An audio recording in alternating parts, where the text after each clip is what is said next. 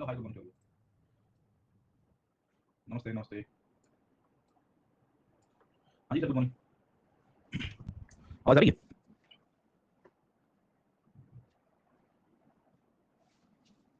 बढ़िया आ रही है। Yes sir good morning.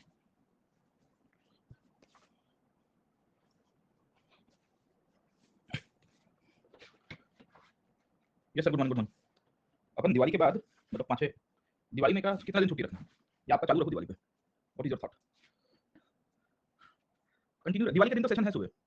Diwali के दिन तो we have continue with the session morning.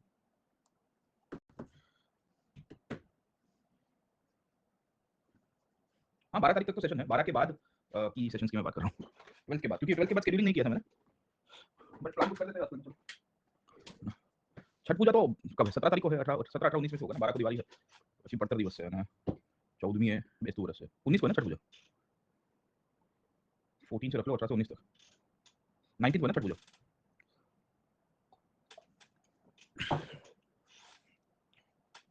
18 को है 19 को है, कैलेंडर देखना पड़ेगा बाद में देखते हैं। चलो कल प्लान कर देते हैं, प्लान टुमारो। आज 5 तारीख हुई ना,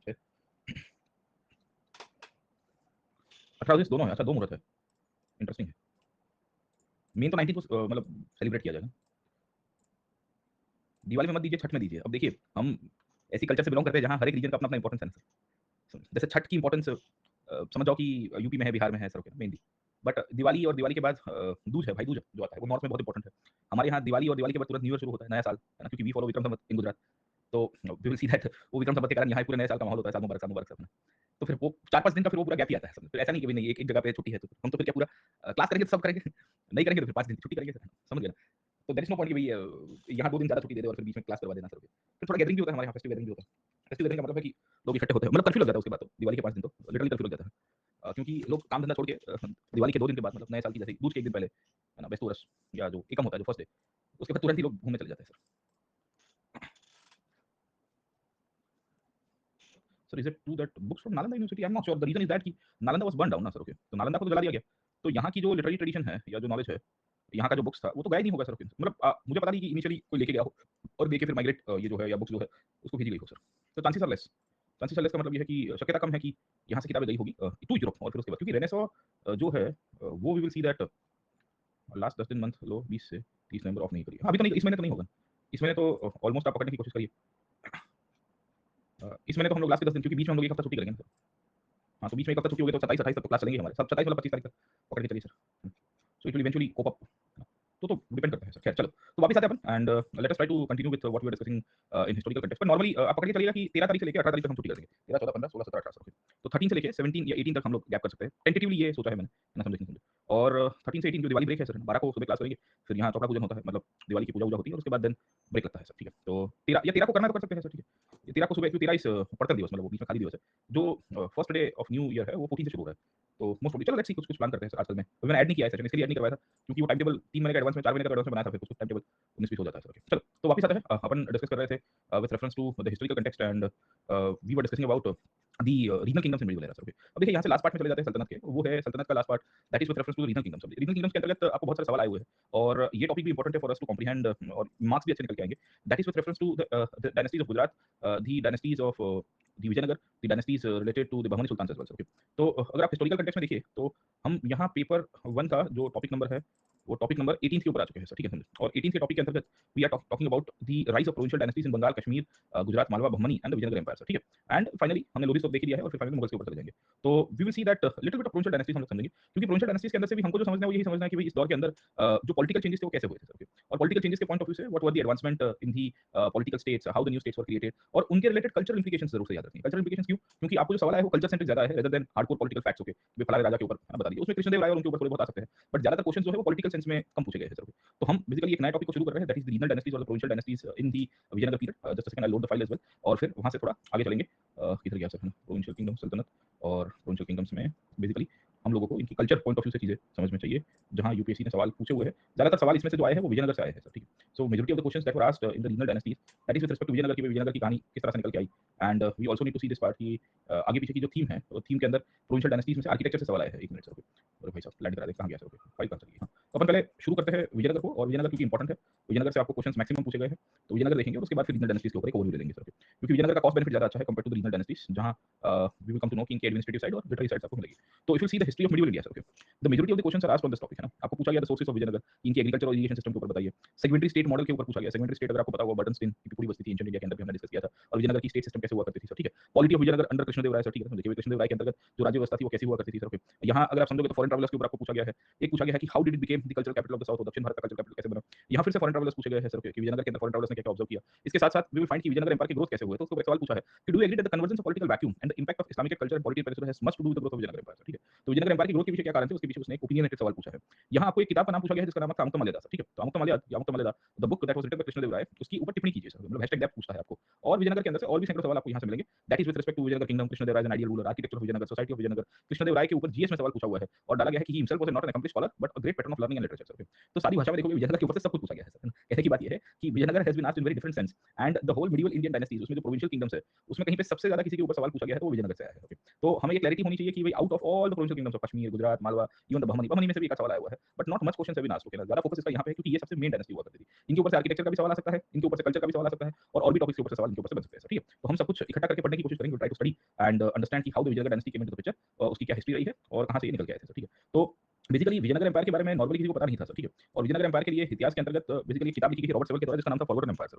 फॉरगॉटन एम्पायर क्यों था? क्योंकि we will come to know कि दुनिया के इतिहास में या भारतीय इतिहास में जब मध्यकालीन युग की बात हो रही थी, तो very few people were aware about कि यहाँ इतना बड़ा एक एम्पायर एग्जिस्ट किया करता था, and it was contemporary to the sultans, and it was more powerful and also economically I would say very dominating empire in the southern part of the country sir, okay? तो Robert Sewell नाम के एक व्यक्ति ने book लिखी थी, इसको discover किसी और ने किया था सर, ओके?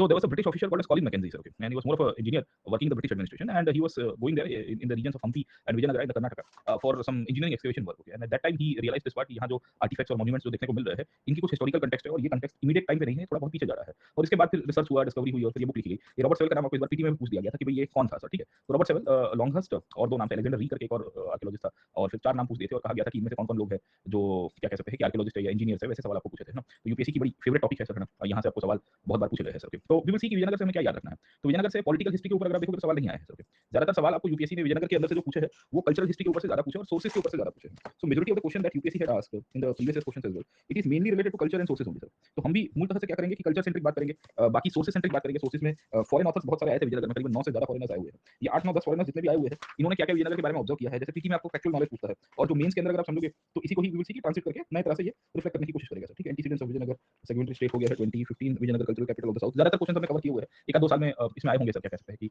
22 के अंदर। तो हमें ये क्लैरिटी होनी चाहिए। इस बार मेंस के अंदर पीटी के अंदर आया था हाँ, कि किसने डैम बनाया था विजयनगर के अंदर। तो प्रीलिम्स में क्या है कि पॉलिटिकल हिस्ट्री बहुत पूछता है sir, okay? Raja centric history. But अगर आप जैसे ही इसको ऑप्शनल के पॉइंट ऑफ व्यू से देखने की कोशिश करोगे, तो हमें ये पता चलता है कि भाई ऑप्शनल जो है उसमें आपको सीधा-सीधा सवाल यहाँ से नहीं पूछता है कि भाई पॉलिटिकल चेंजेस क्या हुए सर, ठीक है? तो ज्यादातर क्वेश्चंस हमको यहाँ से जो नेचर ऑफ द स्टेट है वो है, और नेचर ऑफ द स्टेट के साथ-साथ बाकी सारी जो हमारे पास अंडरस्टैंडिंग है सोशो इकोनॉमिक कल्चरल साइड, वो हमको मिलेगी सर, ठीक है? तो विजयनगर की स्थापना विजयनगर या विद्यानगर के रूप में की गई थी sir, okay? And with respect to the political context we will see कि जब ये तुगलक साउथ इंडिया के अंदर डोमिनेट कर रहा था, तो एट दैट टाइम उसने 2 सामंतों को कैप्चर किया था after defeating the Kakatiyas, okay? And we will come to know कि over a period of time when he defeated the Kakatiyas and जब सामंतों को उसने खत्म किया, तो उसके बाद हमें ये पता चलता है कि हरियर और बुक्का करके 2 सामंत थे काकटियास के, जिनको उसने किडनैप कर दिया, और किडनैप करने के बाद कहा कि भाई तुम्हें मेरे लिए काम करना है। ओवर पीरियड ऑफ टाइम ये जो हरियर और बुक्का राय जो करके 2 भाई थे, इन्होंने तुगलक के सामने बगावत की, एंड वी विल फाइंड कि तुगलक बड़ा रिजिड था इनके ऊपर, so they were kind of converted as well sir, okay? But then ये वापस आए, वापस आने का मतलब है कि दे रिबेल्ड, और रिबेल्ड होने के बाद हमें ये पता चलता है कि इन्होंने अपने गुरु से विद्यारण्य करके, ये विद्यारण्य नाम के गुरु से आशीर्वाद लिया और फिर इन्होंने नई सिटी की स्थापना की, उसका नाम पड़ा विजयनगर सर, ओके? तो वी विल फाइंड कि इस तरह की स्टोरी है सर गेटिंग ऑन, ओके? इनके फादर का नाम संगम हुआ करता था, इस फादर्स नेम वाज संगम, और that is one of the reasons we will find कि विजयनगर की जब शुरुआत हुई, तो ये डायनेस्टी के पॉइंट ऑफ व्यू से भी हमको ये पता चलता है कि संगम डायनेस्टी सबसे पहली डायनेस्टी के रूप में शुरू होती है सर, समझे? तो originally they were the feudatories of Kakatiya state, okay? Later on they became member of the company kingdom, company used to be kingdom in Karnataka only sir, ठीक है? But when Mohammad bin Tughlaq went south, है ना? एमबीटी के बारे में हमने पढ़ा था कि वो दक्षिण भारत के अंदर आया और दक्षिण भारत में आके उसने अपना डोमिनेशन एस्टैब्लिश किया। तो ओवर पीरियड ऑफ टाइम पूरी कहानी बदली, और फिर ये लोग फिर एमबीटी के अंदर में चले गए, मोहम्मद बिन तुगलक के अंदर में, और तुगलक इनको अपना सामंत बनाता है, इनको कहता है कि भाई तुम्हें मेरे लिए काम करना है, बट उसके बाद हमें ये पता चला कि भाई ये इंडिपेंडेंट हो गए सर, ओके? तो इस तरह की पूरी स्टोरी लाइन है। वी विल फाइंड कि ये स्टोरी लाइन के अंतर्गत हमें ये क्लैरिटी होनी चाहिए कि ये Vijayanagar is known as the city of victory sir, okay? Victory against the domination of the Tughlaqs and the foreign kingdoms at that time sir, heading on, okay? तो इस तरह से इसको आइडेंटिफाई किया गया है कि हरियर और बुक्का, ये दोनों के दोनों भाई जो थे, वो राजा संगम के बेटे थे। Actually Raja Sangam had around 5 sons, okay? उसमें से हरियर राय एंड बुक्का राय सर, है ना? समझे? Both this brothers decided to rebel sir, है ना? इस तरह से we will come to know कि इन्होंने रिबेलियन किया, और रिबेलियन करने के बाद अपने आप को एस्टैब्लिश किया, है ना? तो यहाँ से पहली डायनेस्टी है वो है संगम डायनेस्टी विजयनगर। टोटल विजयनगर में 4 डायनेस्टीज आपको मिलेगी सर, ओके? पहली है संगम डायनेस्टी, संगम डायनेस्टी को खत्म करके विल सी की सुलवा डायनेस्टी, सलवा के बाद विल सी की तुलवा डायनेस्टी, और तुलवा के बाद फाइनली हमें देखने को मिलता है रायवीड डायनेस्टी। तो हमें ये पता चलता है कि विदिन द विजयनगर एडमिनिस्ट्रेशन और the political history of Vijayanagar there are 4 dynasties that rule from consecutive period, okay? अब विजयनगर के अंदर हमारे लिए इंपॉर्टेंट क्या है? तो पहली इंपॉर्टेंस है वो है the foreign travellers that came to Vijayanagar. Vijayanagar sir. क्यों? क्योंकि all this dynasties were highlighted with respect to the foreign travellers who had visited Vijayanagar in different different periods. Okay, तो इसमें सैकड़ों आपको फॉरेनर्स देखने को मिलेंगे जिन्होंने विजयनगर के बारे में ऑब्जर्व किया, सोशियो पॉलिटिकल इकोनॉमिक कंडीशंस के बारे में बताया और उसके बाद बताने की कोशिश की कि विजयनगर का कल्चर और हिस्ट्री क्या हुआ करता था। Okay, so when we see the historical context, okay ना, विजयनगर डायनेस्टी 1336 में शुरू हुआ था, 1336 के अंदर जब हरियर और बुका ने एमबीटी के सामने बगावत की थी। अगर आपको याद होगा एमबीटी का टाइम क्या था, तो 1325 से लेके 1350 तक का या 51 तक का पीरियड आपको मिलता है सर। ठीक है, so in between only this Harihara and Bukka established themselves. Okay, the last dynasty is the Aravidu dynasty है ना, समझे, इसका डिक्लाइन पीरियड के अंदर हमको देखने को मिलता है और करीब 1565 तक आते-आते विजयनगर का डिक्लाइन हो गया। डिक्लाइन क्यों हुआ? क्योंकि they were in fighting and they had conflict with the regional kingdoms, that is the Deccani kingdoms of the time. तो उसमें शाही डायनेस्टीज आपको देखने को मिलती है और फिर विजयनगर की पतन हो जाएगी। तो हमें इसके अंदर से दो चीजें देखनी है कि भाई इतनी सारी डायनेस्टीज के बारे में किसने बताया था। ये सबसे ज्यादा कोई हमको नॉलेज दे रहे हैं तो उसमें लिटरेरी सोर्सेस है। लिटरेरी सोर्सेस के अंदर आपको बहुत सारे फॉरेन ऑथर्स देखने को मिलेंगे, फॉरेन ट्रैवलर्स मिलेंगे coming from different parts of the world and mentioning about Vijayanagar. अब why Vijayanagar is important and significant? क्योंकि ये जो 200 साल के पीरियड में विजयनगर डायनेस्टी ने रूल किया ना साहब, ये 200 साल के अंदर में बीच में पोर्चुगीज भी आ चुके हैं। अब देखिए कि 1336 में विजयनगर की स्थापना हुई तब तो पोर्चुगीज नहीं थे और 1556 तक आते थे जब विजयनगर का डिक्लाइन हुआ। तो in between this period in 1498 we will also see the Portuguese enter India. So when the Portuguese enter India, the many of the Portuguese authors and writers went to the Vijayanagar court and they also mention about it, sir. उन्होंने भी उसके बारे में बताया। तो इस तरह से हमें पता चलता है कि फॉरेन ट्रैवलर्स के द्वारा विजयनगर को अच्छा खासा ग्लोरीफाई किया गया है। हमें थोड़ी बहुत एक अंडरस्टैंडिंग होनी चाहिए क्योंकि ये फॉरेन ट्रैवलर्स थे, अलग-अलग राजाओं के कोर्ट में आए थे, okay. So right from the period of Krishnadevaraya to the later rulers, okay, even in the early rulers will find foreign travellers will be mentioning about it, okay ना, समझे। अब जैसे आपको यहाँ जो पूछा गया है वो पूछा गया है कि evaluate the accounts of foreign travellers about Vijayanagar, है ना। यहाँ पूछा गया कि discuss in detail the foreign travellers account which give information of the Vijayanagar kingdom. Normally 10 marker और 15 मार्कर के सवाल आपको यहाँ बहुत बार पूछे गए हैं, तो हम लोग को क्लैरिटी चाहिए कि भाई ये फॉरेन ऑथर्स ने क्या-क्या चीजें भारत के बारे में लिखी थी और इनकी राइटिंग से हम मूलतः से हिस्ट्री की क्या कह सकते हैं, कोरिलेशन कैसे बना सकते हैं, सर, ठीक है, समझे। तो we should understand this part, है ना। तो टोटल 9-10 ऑथर्स हमको यहाँ से मिलेंगे, सर, ओके। इनके बारे में कुछ-कुछ चीजें ऑब्जर्व की हुई आपको मिल जाएगी, सर, ओके, समझे। इनफैक्ट मैंने ये अपने स्पेशल क्लास के अंदर एक सीरीज चलाई हुई है। सीरीज का मतलब ये है कि फॉरेन ट्रैवलर्स इन मिडीवल इंडिया करके एक सीरीज है। उसमें मैंने मुगलों तक के जितने भी विदेशी यात्री आए हैं भारत में उनके वृत्तांतों के बारे में आधे-आधे 1-1 घंटे के सेशंस लिए। किसी क्लास में एक ही ट्रैवलर किया है, किसी क्लास में 1-2 से ज्यादा भी किया है। 2 साल पहले की सीरीज है, पर हिस्ट्री में वो सीरीज का रेलेवेंस अभी रहेगा क्योंकि उसमें से फैक्चुअल जो इन्फॉर्मेशन है वो मिल जाएगी, सर, ओके। तो आपके लिए एक होमवर्क है कि आप वो सीरीज को दिवाली के ब्रेक में देख लीजिएगा, ठीक है। क्यों? क्योंकि उससे आपका और कॉन्टेक्स्ट समझ में आ जाएगा। यहाँ हम लोग क्लास के अंदर अभी क्या है कि एग्जाम सेंट्रिक कर रहे हैं, इसके लिए जो क्वेश्चंस है उसके पॉइंट ऑफ व्यू से ज्यादा फोकस करेंगे, है ना, समझे। अब जैसे विजयनगर में आपको सैकड़ों फॉरेन ट्रैवलर्स मिलते हैं जिन्होंने हमको बताया, सर, ओके। इब्न बतूता देख लो, सर, है ना। इब्न बतूता बेसिकली जब भारत में आया था उसी पीरियड में विजयनगर किंगडम की शुरुआत हुई, सर, ओके, है ना। ये 2022 के अनअकैडमिक एप्लीकेशन को आप मेरी प्रोफाइल पे जाइएगा, प्रोफाइल पे जाके स्पेशल क्लासेस के ऊपर जाइएगा, सर, ठीक है ना, समझे। So you will go to my profile, उसके अंदर जाके स्पेशल क्लास के ऊपर और ये नौफान ने एक बार मेरे को लिंक भेजी। नौफान फिर से भेज दो यार, वो लिंक है ना गायब हो गई एक्चुअली, है ना, समझे। Naufan has sent me the link, I guess NAU Naufan. Naufan भाई तुम्हारा वो दिख नहीं रहा है, सर, ठीक है। हाँ, फिर से भेज दो दोस्त मेरे को एक बार, सर, ओके।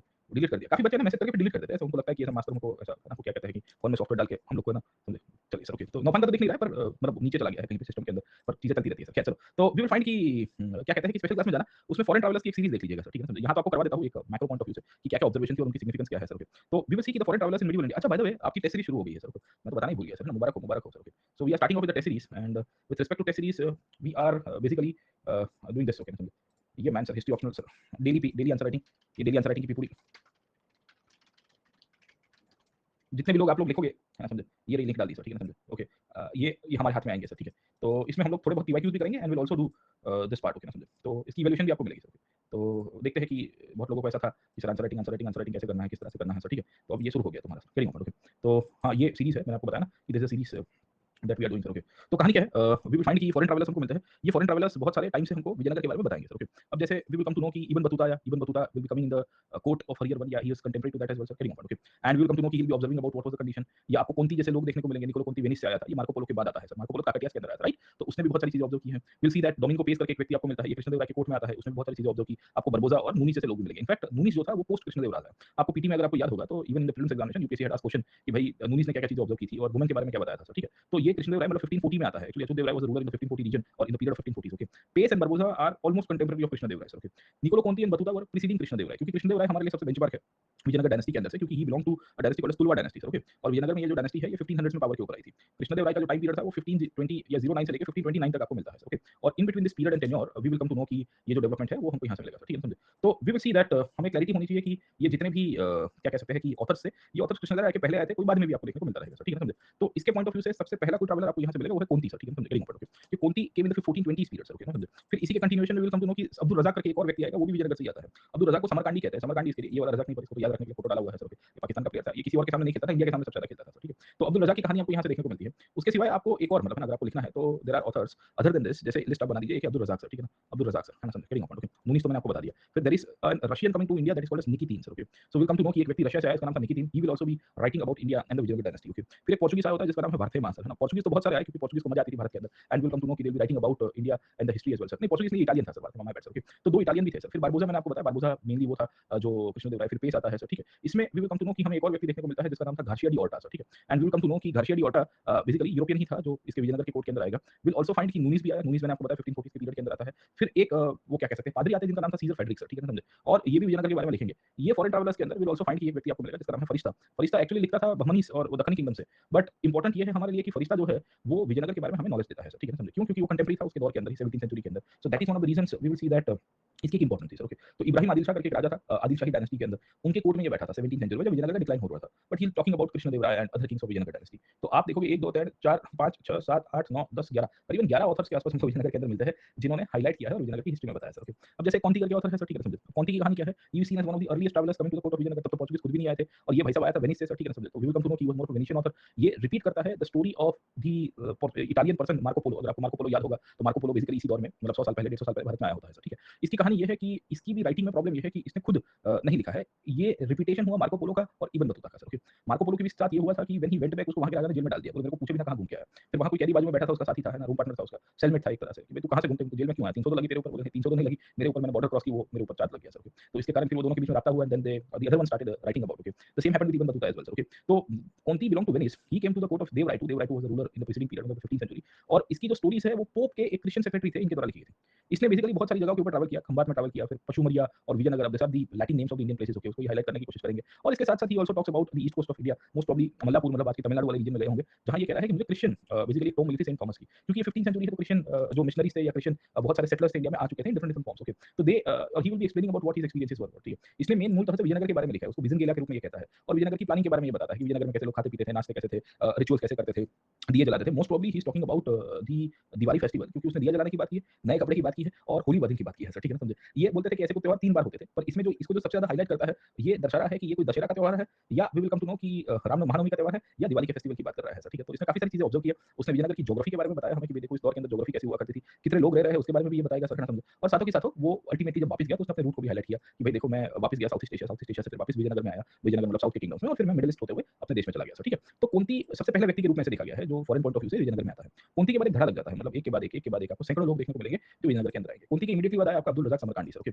अब कुंती और इसके बीच में फर्क क्या था सर, ओके। तो कुछ लोग इनमें ऐसे आएंगे जिनके बारे में हमें पता चलता है कि ये एम्बेसडर्स के रूप में थे सर, ओके ना। एम्बेसडर्स का मतलब ये होता है जैसे पेस अगर आप समझने की कोशिश करोगे तो पोर्चुगीज ऑफिशियल एम्बेसडर के रूप में था। अब्दुल रज़ाक समरकांडी भी एम्बेसडर था, है ना। तो सेंट्रल एशिया मतलब आज का जो ईरान और पर्शिया से ऊपर जो रीजन है समरकांड वाला, वहां पे एक शाहरुख करके एक राजा था और शाहरुख जो थे उसने अब्दुल रज़ाक को भेजा कि भाई तू जा सर, ठीक है। अब अब्दुल रज़ाक को जाना नहीं था क्योंकि इसके पहले इसके एक भाई ने भी एम्बेसी के रूप में भारत में आने की एंट्री करने की कोशिश की थी, पर रास्ते में इसकी सर्विस हो जाती है सर, ठीक है समझे। तो he was more of a reluctant traveller sir, okay. So when you are a reluctant traveller you are not able to open up, you always fear about your life and death, okay. अभी कुछ गिरेगा कुछ होगा मेरे को लूट दिया जाएगा सर, ठीक है। तो इसकी राइटिंग में प्रॉब्लम ये था कि initially he was very much reluctant, then finally we will see कि he will be writing more about India and he will be coming to the court of Vijayanagar, मतलब विजयनगर और बहमनी के बारे में, और फिर वहां के राजा और जो संघर्ष हुआ उसके बारे में बताता है सर, ठीक है। ये भी देवराय टू करके जो राजा थे उनके कोर्ट में ही आएगा सर, है ना समझे। तो इसने वी विल फाइंड कि पूरी किताब लिखी है, मतलब वेरी लॉन्ग बुक, ओके ना समझे, मतलब मल्ता उस सदैन व मजमा उल बहरैन सर, ठीक है ना समझे। तो इस तरह से वो बता रहा है कि the rise of two auspicious constellations and the confluence of two oceans, okay. India basically अगर आप देखोगे तो ओशंस के बीच में उन्होंने ऑब्जर्व किया है, इस तरह की कहानी आपको मिलती है। And we will come to know कि ये भाई साहब कैलिकट में आए, कैलिकट मतलब आज के दक्षिण भारत के अंदर एंट्री करता है, तो यहाँ से ही had come and then finally we will see that Bharat की तरफ इसकी एंट्री होगी सर, ठीक है ना। उल बहरैन याद रखने का सर, ओके। बहरैन क्यों? क्योंकि बहरैन होते हुए आया होगा मोस्ट प्रोबब्ली, बहरैन उस पीरियड में अगर आपको पता होगा तो गल्फ की है ना किंगडम भी है सर आज की तारीख में, तो इस तरह से आप लोग याद रख सकते हैं कि ये कैसे आया होगा सर, ठीक है।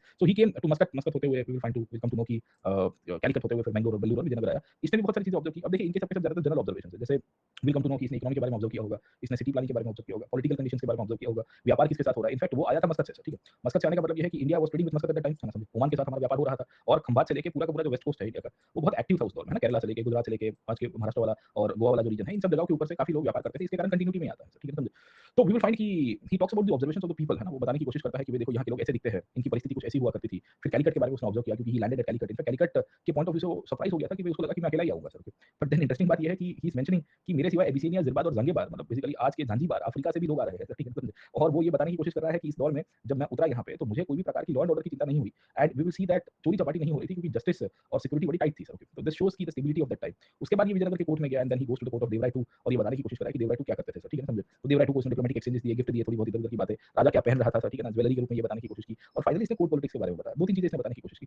पहली चीज अगर आप समझिए तो ही talks about the internal core politics of the kingdom और विजयनगर डायनेस्टी की पॉलिटिकल वीकनेसेस को उसने हाईलाइट किया कि इनके भाइयों के साथ लड़ाई हो रही थी। दूसरे साउथ इंडिया में वो दूसरा किंगडम भी था, बहमनी किंगडम, जो विजयनगर के साथ ही बन गया था, विजयनगर के 10 साल के बाद बन गया। अलाउद्दीन हसन बहमन शाह करके एक राजा हुआ करते थे, ठीक है। तो इनके साथ भी इनकी कॉन्फ्लिक्ट चल रही थी, ये गुलबर्ग और बीदर से रूल करेंगे सर, ओके। तो we will come to know कि he is also mentioning about the political conflict. तो some authors will be highlighting है ना the political issues as well sir, okay. तो ये भी हमारे लिए बड़ी प्रोमिनेंट पार्ट आपको यहाँ से मिलेगी सर, ओके। तो युवराज आए और चल बसे सर, चलो कोई बात नहीं सर, स्टे हेल्दी, चलो bye bye bye sir, okay. आगे की कहानी के अंदर देखते हैं कि और क्या इसने ऑब्जर्व किया। ऑब्जर्वेशंस में वी विल सी कि इसने एक चीज ऑब्जर्व की कि मेरे को एक डिप्लोमेट के रूप में अच्छा ट्रीटमेंट दिया गया, खाने पीने की कोई दिक्कत नहीं होती थी और मेरे को गोल्ड के वरहा दिए गए। Actually Varaha kind of coin, okay. Gold coins जो इस पीरियड में इशू किए गए थे। तो आपको यूपीएससी ने we will come to know कि 2 साल पहले या 2023 के प्रीलिम्स में सवाल पूछा था कि फनम क्या है। तो फनम, पगोड़ा, वरहा, है ना, समझे। This are all the we can say examples of coins that were issued of that type, okay. तो हमें ये पीटी के पॉइंट ऑफ से भी जरूरी ध्यान रखना है कि भाई वरहा का इंपॉर्टेंस क्या है और वो क्या सिग्निफाई करता है ऑफ दैट टाइप, ठीक है ना, समझे। तो इसने ये भी ऑब्जर्व किया, कोई दिक्कत नहीं है। बाकी हाथी के बारे में बताता है विजयनगर के अंदर कि किस किस प्रकार के एलिफेंट्स हुआ करते थे। एंड 1480 ये गलत टाइम है सर, ठीक है। 1443 के अंदर he'll be going back, okay। तो when he goes back he'll be writing and he'll be talking about the prosperity of Vijayanagar kingdom। अब उसने prosperity में क्या क्या ऑब्जर्व किया, एक तो इंडस्ट्रीज के बारे में बताया, उसने पोर्ट्स के बारे में बताया, कैनोर और कालीकट के पोर्ट्स के अंदर जो अभी भी एग्जिस्ट करते हैं सर, ठीक है। उसने गिल्ड्स के बारे में बताने की कोशिश की और सिटी प्लानिंग के बारे में बताया। So he talks about the cities of Vijayanagar had different different communities, है ना,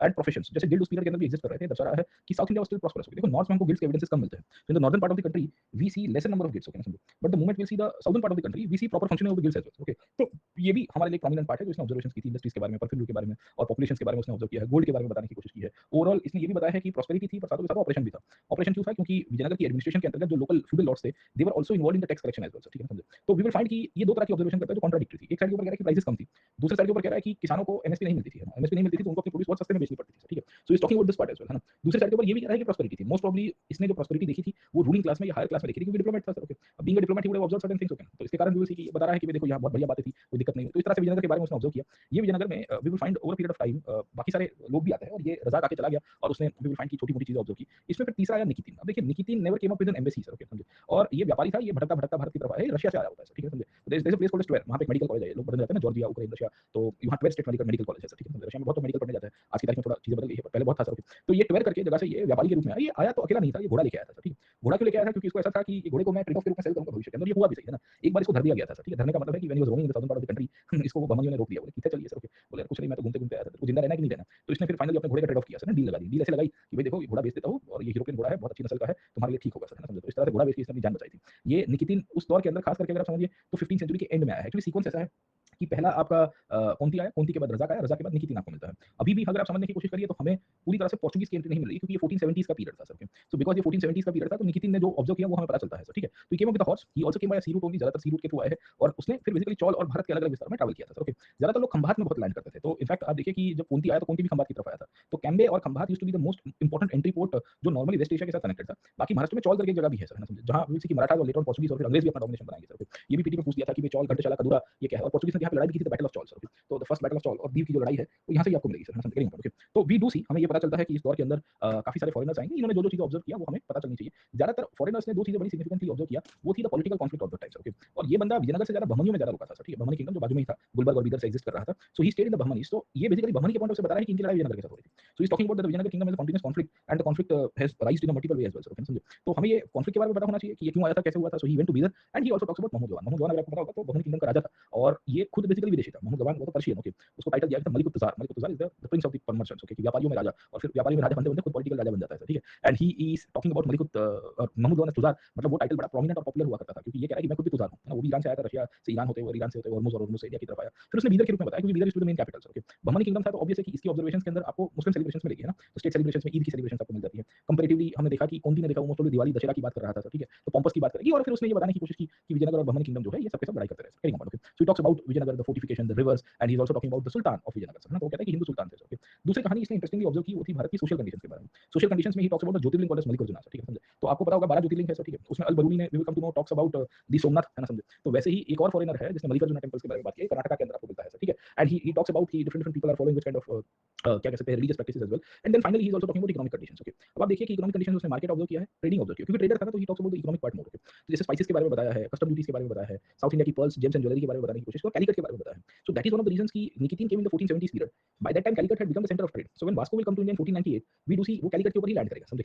निकितीन के पहले अगर आप कौंती को देखोगे जो वेनिस से आया, अभी हमने देखा 1420s के पीरियड में, 15th सेंचुरी की शुरुआत में, वो भी कैलिकट के ऊपर ही लैंड किया सर, है ना। आया था खंभात पर, खंभात से कैलिकट की तरफ गया मंगलूर से होते हुए। तो ये दर्शा रहा है कि Calicut became a very important port of that time, okay. तो आपको ना कभी मिडिवल लेवल के ऊपर मैक्रो लेवल का सवाल पूछता है, वो क्या पूछता है कि फॉरेन ट्रेड और मरीन ट्रेड और ओशनिक ट्रेड, ओके ना समझे, इन द मिडिवल एरा, उसके ऊपर आप डिस्कस करिए कि based on the sources available और the literary sources of the foreign travellers what was the nature and status of this thing, है ना, इकोनॉमिक और द फॉरेन ट्रेड और the in oceanic trade in the Vijayanagar period sir. तो जब इस तरह के सवाल आएंगे तो हम लोग कभी-कभी बौखला जाते हैं कि अब क्या क्या लिखेंगे ना इसके ऊपर कि फॉरेन ट्रेड विजयनगर में क्या हो रहा था। पर ये जितने भी लोग आए ना सर फॉरेन ट्रैवलर्स ज़्यादातर ये समुद्र के रास्ते से आए। अब समुद्र के रास्ते से आ रहा है उसका मतलब है कि जहाज आ रहा है। जहाज में बंदे आ रहे हैं तो सामान भी आ रहा है सर, ठीक है? क्योंकि बंदा अकेला आके क्या करेगा सर, समझे? तो वो आएगा, सामान बेचेगा, खरीदेगा, जब इतने सारे एक्सचेंजेस होंगे तब जाके इकोनॉमी चलेगी। तो वही कहानी आपको यहाँ से मिलती है सर, ठीक है? So he talks about the market condition, the mining condition and the importance of Calicut as a very important port as well, sir, okay? Problem ये हुआ कि ये जब बहनोइयों के वहाँ घूम रहा था ना, तो बहनोइयों ने इसको धर दिया था सर। धरने का मतलब है कि इसको पकड़ लिया कि भाई तुम क्या कर रहे हो यहाँ पे? है ना? तुम कुछ गलत इंटेंशन से आए हो। बोला नहीं, नहीं मेरा नाम तो निकितिन है। बोले तुम्हारा नाम निकितिन नहीं कुछ और है, सच बताओ सर, ओके? तो इसको अपनी जान बचानी थी तो इसने कहा कि देखो मेरा नाम यूसुफ है, मैं निकितिन नहीं हूँ सर, ठीक है? और मैं मूल तो पर्शिया से बिलॉन्ग करता हूँ और वी विल फाइंड कि मैं कुछ गलत काम करने नहीं हूँ, मैं घोड़ा लेके आया हूँ सर, ठीक है? तो उसने घोड़ा बेच दिया सर, ओके? और निकितिन भाई बन गया यूसुफ सर, ओके? थोड़े टाइम तक यूसुफ बन के रहा, फिर गायब हो गया सर, ओके? तो वेलकम टू नो कि निकितिन को बड़ा सदमा लग गया कि यार इंडिया में थोड़ी सिक्योरिटी प्रॉब्लम है, ये है, वो है, फलाना है सर, ठीक है? मतलब so he had very bad experiences in India, है ना? And Bahmanis had caught him out of like no obvious है कि एक फॉरेनर घोड़ा लेके कहीं पे घूम रहा है, तो सवाल तो आएगा ही सर, ठीक है? तो ये थोड़े समय तक यूसुफ बन गया। बोलता है कि मैं यूसुफ खुरासनी हूँ सर, ठीक है? क्योंकि लोगों को रशिया समझ में नहीं आ रहा था कि रशिया कहाँ पे है। खुरासन सबको पता था, पर्शिया, फारस, Khorasan, Hormuz, okay? So this were the very prominent areas in the medieval world, okay ना, समझे? तो over a period of time he will come to know कि ये निकितिन की स्टोरी खत्म हुई। निकितिन घोड़ा-वोड़ा बेच के इधर-उधर का व्यापार करके, है ना, जान बची तो लाखों पाए, निकल गया। उसके बाद चला जाता है। इसके ऊपर फिर एक मूवी बना था परदेसी, इसमें नरगिस अगर आपको पता हो एक्ट्रेस है ना, इन्होंने काम किया था। तो इंटरेस्टिंग स्टोरी आपको इसके ऊपर से मिलेगी। रशियन मूवी भी है और हिंदी मूवी भी आपको मिलती है, ठीक है? तो what do we see over here? Good number of foreigners will be observing about Vijayanagar in different different sense, okay? Exceptions याद रखना है कि सोसाइटी में क्या कहा, किसने क्या किसके बारे में बताया, ठीक है? अभी भी देखिए पोर्चुगीज नहीं आया है, तो पहला कौंती आया, है ना, समझे? First is Niccolo Conti. Niccolo Conti के बाद अब्दुल रज़ाक हमने देखा। अब्दुल रज़ाक के बाद हमने देखने की कोशिश की कि over period of time Nikitin आया, ठीक है ना? करेंगे अपन, तो अभी भी हमें पोर्चुगीज नहीं मिल रहे क्योंकि ये 15th सेंचुरी का ही टाइम पीरियड है sir, okay? And we will come to know कि 15th सेंचुरी के ट्रांजिशन में पोर्चुगीज अभी नहीं आएंगे। उसके बाद 1498 में पोर्चुगीज आए, पर Portuguese never directly approach Vijayanagar sir, okay? Portuguese ने 1498 में विजयनगर को अप्रोच नहीं किया। ये करेंगे 1500s के बाद। इन बिटवीन पोर्चुगीज की एंट्री हो चुकी है, ट्रेड रूट ओपन हो चुका है। तब हमें देखने को मिलता है कि एक और व्यक्ति आता है यूरोप से जिसका नाम है वार्थेमा sir, okay? वार्थेमा came in the contemporary period of Portuguese, but he was never Portuguese origin person sir, okay? अब जैसे निकोलो कौंती वेनिस से था, अब्दुल रज़ाक समरकंद से था, निकितिन रशिया से था, वार्थेमा फिर से इटली से हुआ करता था सर, ठीक है ना? Getting okay? So he was a Italian traveller, he also visited Vijayanagar. Italy से ईरान गया और ईरान से फिर अल्टीमेटली वेलकम टू नो कि भारत की तरफ आएगा और भारत की तरफ आने के बाद ये भी खंबात के ऊपर उतरेगा, खंबात से गोवा और गोवा से फिर विजयनगर की तरफ जाएगा और वहाँ की प्रॉस्पेरिटी के बारे में बताता है। ये भी बेसिकली 4 चीज़ों के ऊपर ऑब्जर्व करेगा, ट्रेड, सोसाइटी, पॉलिटिक्स एंड मतलब बेसिकली ज्योग्राफिकल कंडीशन, पोर्ट्स बहुत लोग बताते हैं। इनफैक्ट आप देखिए कि all the foreigners who had come to India, their main focus was writing about the ports और पोर्चुगीज कहानी का पोर्ट्स, ओके? पोर्ट्स क्यों? क्योंकि भाई साहब उस पीरियड में व्यापार सबसे बड़ा जोरदार चलने वाला था। ये पोर्ट्स में शुरुआत नीचे खंभात से होगी, मतलब या कैम्बे से आपको मिल जाएगी। कैम्बे से आप जाओगे तो चौल की तरफ आपको देखने को मिलते हैं, चौल से मंगलोर की तरफ आपको देखने को मिलेंगे और फाइनली हमें कैलिकट के रूप में पोर्ट्स मिलता है सर, ठीक है? ये 4 पोर्ट्स को रिपीटेडली यूज़ किया गया था by the foreigners at that time sir, okay? क्योंकि सी रूट से आते थे और सी रूट भी we will come to know कि मिक्सचर वाला था। तो यूरोप से सीधी एंट्री नहीं होती थी, ये पर्शिया होते हुए आएँगे या we will come to know कि होर्मुज़ यानी कि ओमान होते हुए आएँगे सर, ठीक है? और फिर वहाँ से इंडिया की तरफ इनकी एंट्री होगी। तो इस तरह से ही इनकी एंट्री आपको मिलती है कि ऑब्वियस था कि यूरोप से फिर लैंड के ऊपर आए, फिर वापस सी के ऊपर आए सर, ओके? तो लैंड सी की मिक्सचर आपको मिलती रहेगी सर, ओके? इसमें वार्थेमा आया, Varthema basically we will see कि इटालियन ट्रैवलर था, ये इटली से बेरूत और दमास्क और यमन की तरफ गया, फिर पर्शिया गया। पर्शिया में कोई व्यापारी इसको मिलता है कि भाई चल तू मेरे साथ आ जा सर, ठीक है? वहाँ से फिर ये होर्मुज़ की तरफ आया सर, है ना? तो he went to Shiraz, Shiraz अगर आपको पता हो ईरान का कल्चरल कैपिटल है और फिर ये लोग फिर अल्टीमेटली जहाज लेके फिर भारत की तरफ आएँगे सर, ठीक है? So after coming towards India we will be seeing he will be observing some multiple things, okay? अब जैसे ये खंभात में आया तो गुजरात में उस टाइम पे जैनिज़्म के बारे में लिखता है, फिर चौल के बारे में लिखा, गोवा के बारे में लिखा, आदिल शाही किंगडम्स के बारे में लिखा और फाइनली विजयनगर के बारे में लिखा। इनफैक्ट ज़्यादातर ऑथर्स के बारे में हमें पता चलता है कि इन्होंने भारत के ऊपर प्रॉस्पेरिटी की बहुत बात की है सर, ठीक है? So all this authors who had come to India, they all talk about prosperity in India sir, okay? कि भाई देखो पैसा बहुत था, बाकी कुछ हो कि ना हो, पैसा बहुत है सर, ओके? तो ये दर्शा रहा है कि इट शोज़ कि मार्केट बहुत अच्छा चल रहा था। कोची के बारे में उसने बताने की कोशिश की और कैलिकट के बारे में बताया सर, ठीक है? In fact while going back he also goes to Sri Lanka and even the Burma region as well sir, okay? So his writing is more comprehensive then the early writings, okay? क्यों? क्योंकि वार्थेमा ने रिलीजियस के पॉइंट ऑफ से भी चीज़ें cover की है। जैसे निकोलो कौंती ने भी रिलीजन के बारे में लिखा था, निकितिन ने भी रिलीजन के बारे में लिखा था। इसकी रिलीजन में हिंदुइज्म, जैनिज्म और बुद्धिज्म ये तीनों की तीनों ऐड होती है। क्योंकि ही goes to Sri Lanka, he talks about the सिंहालीज people and the Buddhism that was being flourishing of that time sir, okay? We will find कि he comes to Gujarat initially तो ही talks about the Jainism and the yogis of that time sir, okay? Simultaneously he goes to Vijayanagar, तो विजयनगर की practices के बारे में भी लिखता है सर, है ना, समझे? तो हमें ये पता चलता है कि काफ़ी पॉइंट ऑफ व्यू से इसने ऑब्जर्व किया। In fact out of all this travellers who had come to India, we will come to know कि he had more travel experiences क्योंकि ये खुद मतलब ये बंदा निकला था इटली से, बुलगोना करके एक शहर है। ये बुलगोना शहर से निकल के we will come to know कि बेरूत पहुंचा, बेरूत लेबनान और over period of time Lebanon से ट्रैवल करते हुए होर्मुज़ की तरफ, ईरान की तरफ आया। इराक से फिर होर्मुज़ की तरफ आया, होर्मुज़ से गुजरात की तरफ आया, गुजरात से फिर वो महाराष्ट्र की कोस्ट में गया, फिर गोवा की तरफ गया, गोवा से फिर ये डाउन साउथ कैलिकट की तरफ जाता है, फिर कैन्नौर की तरफ गया। उसके बाद अगर आप किलोन की तरफ गया यानी कि कोल्लम की तरफ गया, वहाँ से ये तमिलनाडु का है ना चोलामंडल की कोस्ट पे गया, चोलामंडल इज कोरामंडल सर, ठीक है? तो he went to the Cholamandal, Cholamandal is the coastal area of the Cholas, okay? तो वहाँ उसने बेसिकली अपना क्या कह सकते हैं कि ऑब्जर्वेशंस किया। उसके बाद फिर he goes to Sri Lanka sir, है ना, पाक स्ट्रेट क्रॉस करके। श्रीलंका के ऊपर जाके उसके बाद he goes to Bengal, bay of Bengal और वहाँ he goes to we will come to know कि द पेगु या द लोअर बर्मा सर, ठीक है, समझे? तो पेगु में जाता है। इन बिटवीन वो पूरी करके गया होता है, मतलब ईस्ट कोस्ट कवर कर रहा था चोलामंडल में ही और finally he will also be talking about the Christianity in India sir, ठीक है? तो इसकी राइटिंग के अंदर हमें बहुत सारी डाइवर्सिटी मिलती है। डाइवर्सिटी क्यों मिलती है? क्योंकि एक तो बहुत सारी जगह इसने घूमी है, प्लेसेस इसने कवर की है सर, ठीक है? और उसने व्यापार को बड़ा आइडेंटिफाई किया था। उसने उस पीरियड की कंडीशंस को भी आइडेंटिफाई किया था एंड ये वही पीरियड है जब भारत के अंदर पोर्चुगीज आ चुके हैं। क्योंकि ये आया था 1500 के बाद करीबन 1504-1505 के आसपास, ठीक है? And that is one of the reasons when he came to India at that time the Portuguese were already here. तो अगर आपको पता होगा तो फ्रांसिस्को डी अल्मेडा करके पोर्चुगीज गवर्नर थे, है ना? फर्स्ट गवर्नर था। उसके बाद अल्बुकर्क आया, अल्फांसो डी अल्बुकर्क, है ना, the second Portuguese governor in India. Almeida से ये मिला भी था सर, समझे? तो ये दर्शा रहा है कि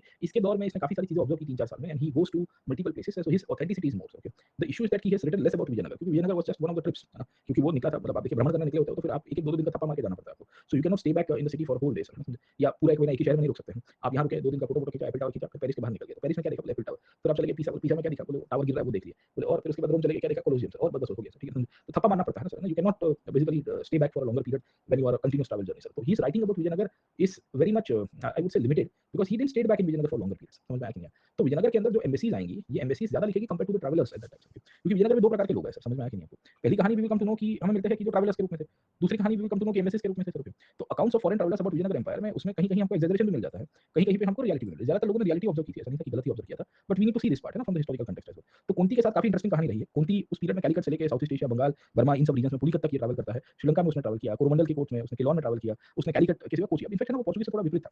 उसको लगता था कि पोर्चुगीज मेरे को पकड़ ना ले सके। इन बिटवीन प्रॉब्लम ये हुआ कि इसकी पोर्चुगीज नहीं पर पर्शियंस के साथ लड़ाई हुई, क्योंकि पर्शियन व्यापारी को लग रहा था कि टाइगर भाई के रूप में कुछ काम करना है। तो होता क्या है कि ये अपने आप को सूफी बना देगा सर, ठीक है। देखो मैं तो ट्रैवल करना है, फकीर व्यक्ति हूँ सर। फिर उसके बाद ये पोर्चुगीज के पास मिलने गया कि देखो मेरे को ये पर्शियन ने पकड़ लिया था, मैं तो क्रिश्चियन व्यक्ति हूँ, है ना, समझे, और फिर आप मेरी हेल्प कर दीजिए। तो फिर अल्मेडा ने इसकी हेल्प की और अल्मेडा इसको वापस भेजता है कि भाई तू जा सर, ठीक है। तो इस तरह से इसकी पूरी स्टोरी रही है कि ये इटाली से था सर। अब देखिए कि ये अभी तक हमें देखने को मिले तो विजयनगर में रियल एम्बेसीज के रूप में कौन-कौन थे सर, ठीक है। तो रियल एम्बेसी के रूप में हमें एक बंदा देखने को मिलता है, वो है अब्दुल रज़ाक सर। Abdul Razzaq was the only embassy who had come to Vijayanagar sir, ठीक है, up till now sir. But by 1498 because the Portuguese had entered India and the Portuguese wanted to have diplomatic relations with Vijayanagar, Portuguese ने embassies भेजने की शुरुआत की। Embassy समझ में आता है ऑफिशियली सर, ओके, कि भाई देखो तुम जाओ, हमारे लिए काम करो और हमारे ऑब्जेक्टिव्स को फुलफिल करो सर, ओके। तो इस तरह से we will come to know कि 15010 ऑनवर्ड से सर, ओके। अब विजयनगर के अंदर जो ट्रैवलर्स होंगे वो ज्यादातर एम्बेसीज के रूप में हमको मिलते हैं। एम्बेसीज का मतलब ये है कि ऑफिशियल डिप्लोमेटिक एक्सचेंजेस के रूप में इनको भेजा गया था। इनका कार्य ही ये था कि तुम जाके विजयनगर के राजाओं के साथ हमारे पॉलिटिकल ऑब्जेक्टिव्स को फुलफिल करो। अब ये क्यों था?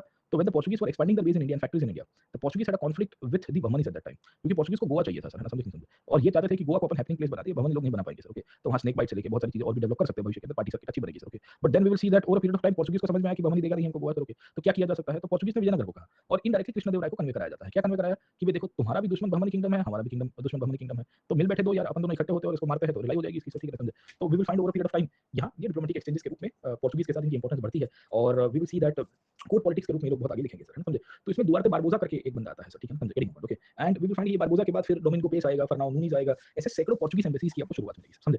तो you need to understand this part कि पोर्चुगीज की जब एंट्री हुई ऑफिशियल पॉइंट ऑफ व्यू से तो उसमें बारबोसा आया। Barbosa was more of a Portuguese factor, factor का मतलब है कि जो एम्प्लॉय था इनका फैक्ट्रीज के अंदर, ओके। और ये कृष्णदेव राय की कोर्ट में आता है। इनफैक्ट ये बारबोसा कितना स्मार्ट है, इसको मलयालम आती थी, लेकिन उसने तेलुगु भी सीख लिया था क्योंकि इनके यहाँ पे मलयालम और तेलुगु ये सब चल रही थी सर, ठीक है समझे। और इसने फिर कृष्णदेव राय के बारे में और उसके बारे में बताया है कि क्या-क्या चीजें एक्सपोर्ट हो रही है, क्या-क्या चीजें इंपोर्ट हो रही है सर, है ना समझे। इनफैक्ट ये कर्नाटक में एक और पोर्ट के बारे में बताया है जिसका नाम है भटकल सर।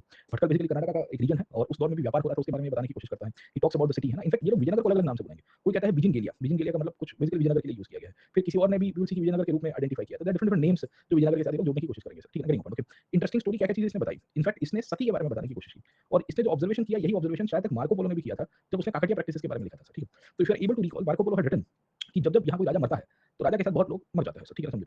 यहाँ भी ये लिखा गया है कि when the king dies 4 to 500 women burn themselves with him.